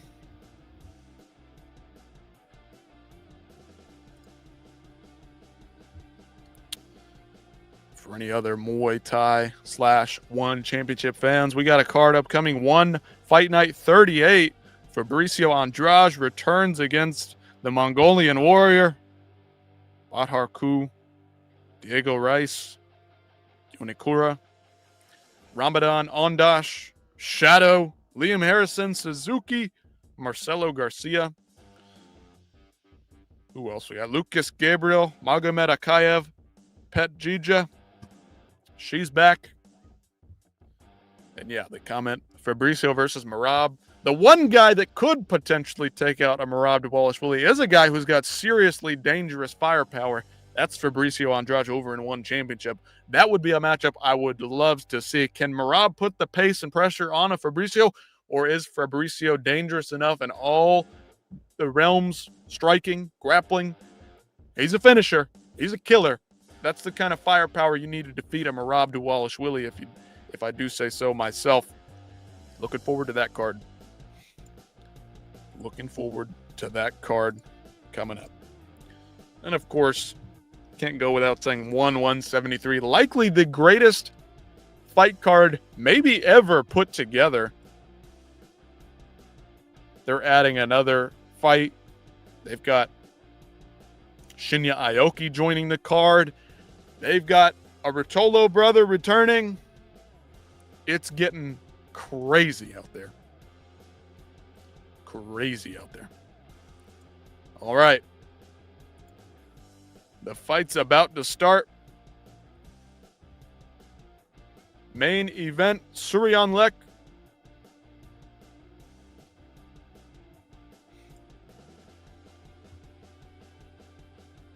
And it's on. Let's go. The volume pumping in here.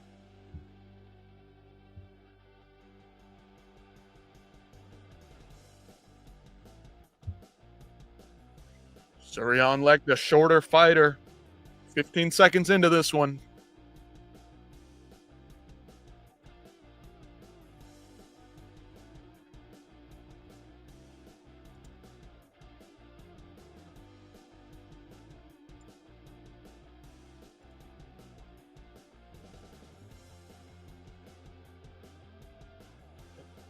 A little bit of a slow start here, trying to feel each other out. Suryan Lek, the shorter fighter, trying to find that range.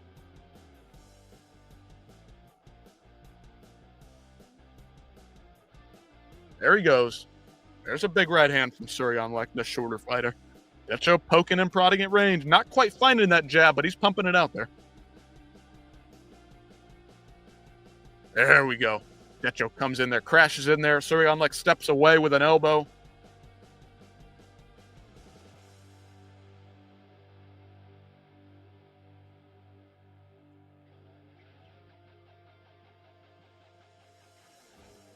Decho trying to stay long, stay rangy here. Minute 30 left in this one, halfway through the first round. Big right hand again by Suryanlek. Catches Decho coming in.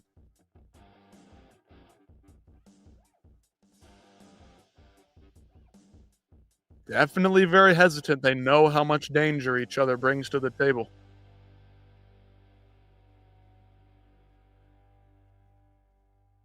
Decho just halting him with that long jab. Whether it's landing or not, it's making Suryanlek hesitate.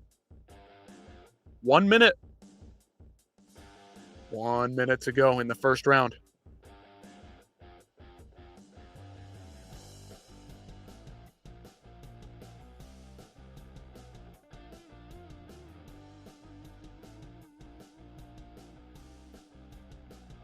There we go. Suryanlek throws an uppercut and a right hook. Misses both, but he's going for it. He's trying. Decho's just poking and prodding from range. Smart fight here from Decho. Will this earn him a contract or a bonus? I'm not so sure.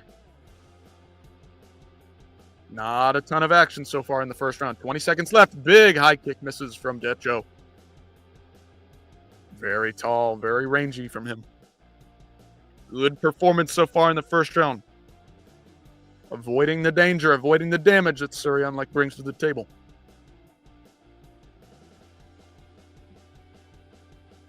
All right, that's round one.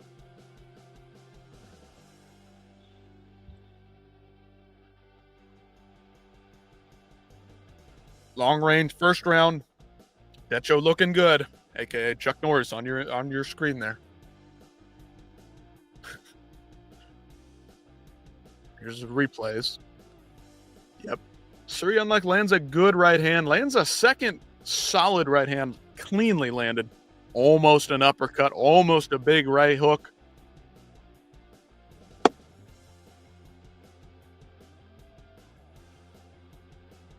Super Bond. Nope, not Super Bond in the corner.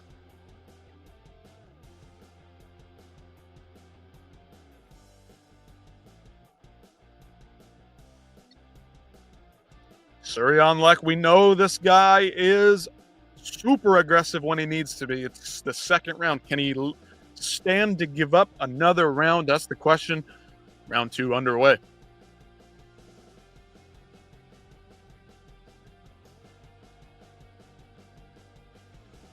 Decho looking sharp with that jab. Switching up the footwork, trying to get Suryanlek guessing. I suspect Suryanlek is probably going to try to explode forward. There's a high kick, nearly lands by Decho. Body shot there by Suryanlek, misses. Now Decho's going for the legs. He's chopping the wood, chopping down the tree.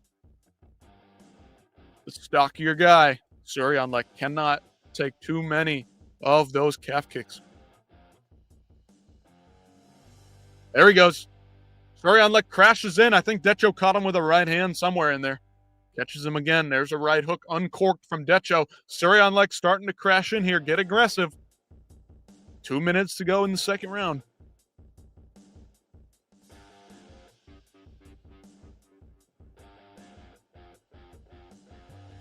Some big shots by Suryanlek. Timing Decho as he comes in.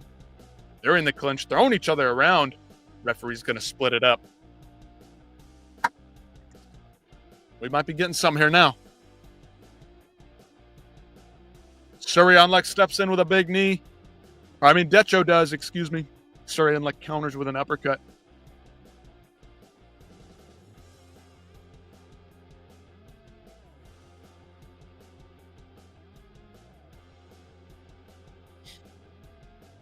Oh, big knee right to the ribs from Decho. And they clinch up. Suryanlek trying to close that distance as best he can.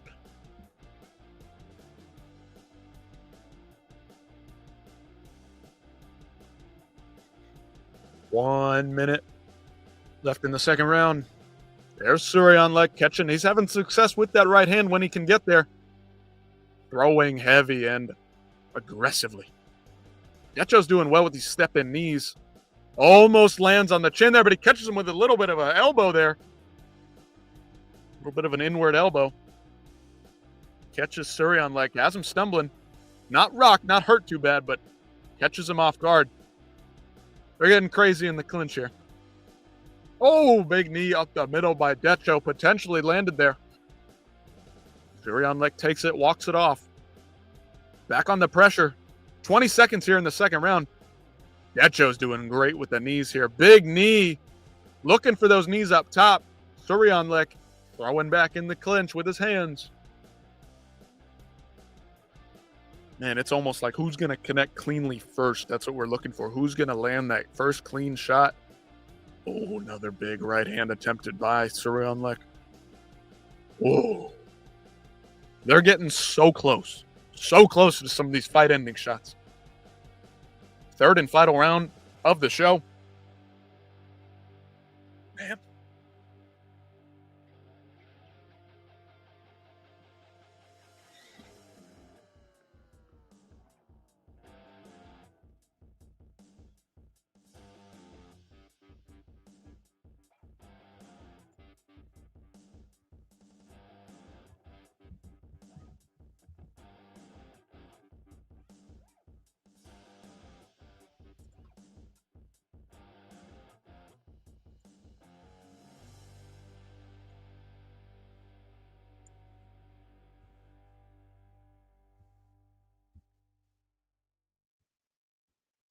All right, third and final round. If you're not watching, sit right here, stay locked in, get ready to go. We got one more round to close out the day, close out these Friday fights. Surianlek, the shorter fighter, likely down 2 rounds. He needs to get on the gas and go forward. Crash through Decho and just go for it. Finish the fight. Somebody needs to finish for a bonus or a contract. Let's see who's going to get it. Will it be Surianlek on the comeback trail, or is Decho going to continue to destroy? And Murad, and they're getting after it in the clinch, throwing crazy elbows. Locked up in the clinch. Some knees being thrown to the body. Nothing crazy yet. We're 30 seconds in. This is it for all the marbles. Surianlek back on the pressure, continues pressing forward. He's coming. Big hooks being thrown. Nothing landed yet. They're back in the clinch. Decho using that longer frame to wear down Surianlek. Decho, he might have lost that first fight, but he is coming back with a good game plan, ready to go. Big knees to the body being thrown, staying at range. Tactical performance. Surianlek getting crazy, throwing some huge shots to the body. He don't even care about defense anymore. He is throwing bombs. Decho looking for counters as Surianlek crashes in. He needs the finish, Surianlek does, to get the win here. Very likely needs a finish here.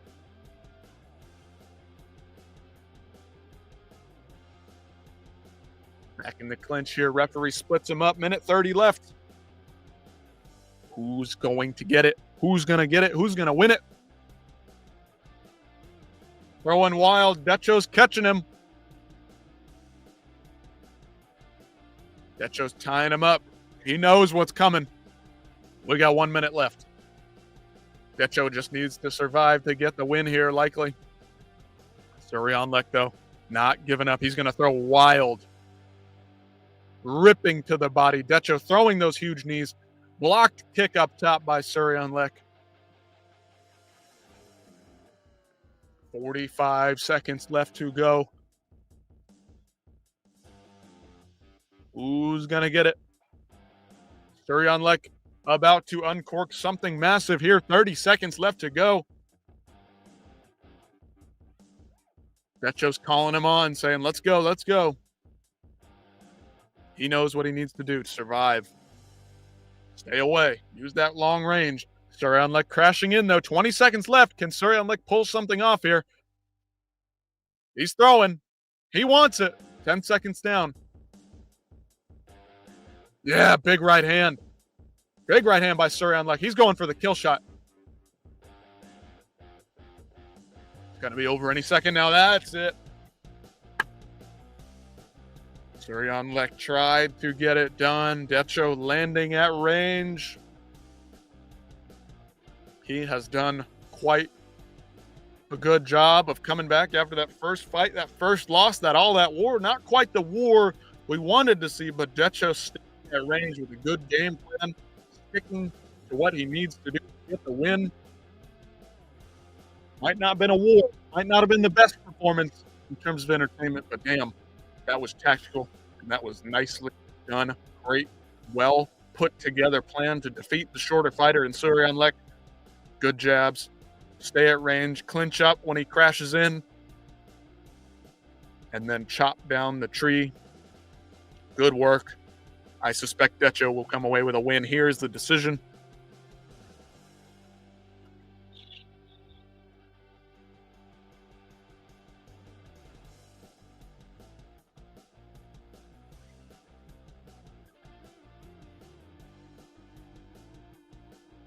Unanimous decision.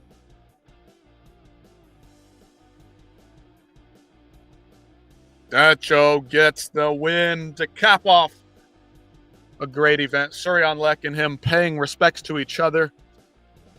Well-fought fight. Potential trilogy in the future. Maybe so, maybe not. Awesome, awesome job by both guys there. The fight of the night, though, goes to Muhammad Taifuk. That's not the finish, but that's the kick. That is the highlight of the day there for you guys. Wonderful stuff there. Beautiful, crisp shots. And we just went for the finish, through those elbows to end it. Here's the finishing sequence. There's that kick once again. Beautiful stuff.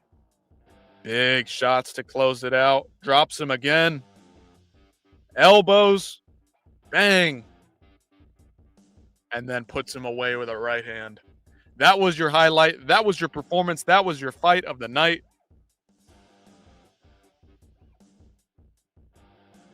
Tofuk. He did it. Good stuff. Good showing today. Alexander Matsuda. That was a fun MMA bout. Couple of nut shots in that one. Gabriel Pereira started out hot. Taku fought back hard. Arthur Klopp ultimately succumbed, whatever you want to put it, however you want to say it. Rustam Yunusov, the 18-year-old, got it done against Petsukumvit. Daodaeng. I thought he did what he needed to do, the bigger, better shots in that one. Gabriel Moram, she put the volume on her opponent. And then Taifuk, you saw what he did there, that finish, that spinning shot, those big elbows, and that last right hand. 4 knockdowns ended the fight. I thought that Mammut did the better work, did the better damage, but Bacqua threw him to the ground on multiple occasions, and that likely gave the judges the good looks they wanted to see.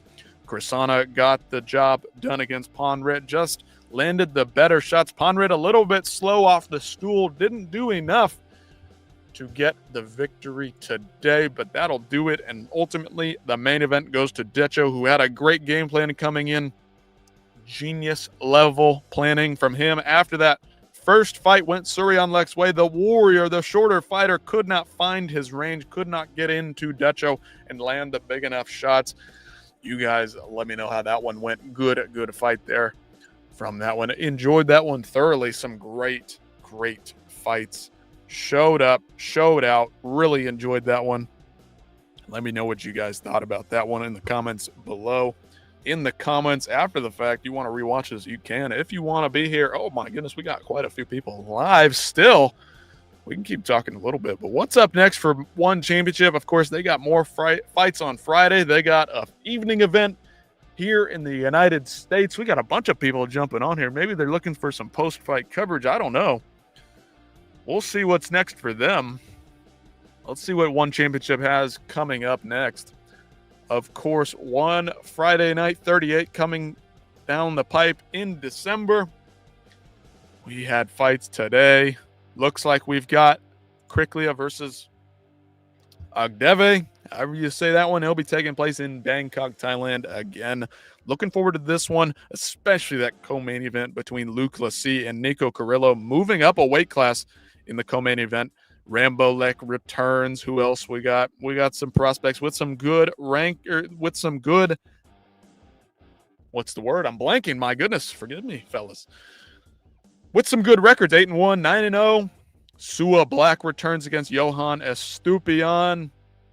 Who else we got? Lito Adewong, he returns. Taiki Naito, Gilbert Nakatani as well. It's going to be a good one. What else? We got 173, of course, the fight card we've all been looking forward to taking place in Japan. We've got 7 MMA bouts, 6 kickboxing bouts, 1 or 2 grappling events. I don't know if Rutolo's fighting in the grappling realm. Let me know, guys, in the comments if you know which realm that's taking place in, whether it's going to be Muay Thai, MMA, kickboxing. I don't know where Rutolo is going to be fighting, but at the top of the bill, Superban and Noiri.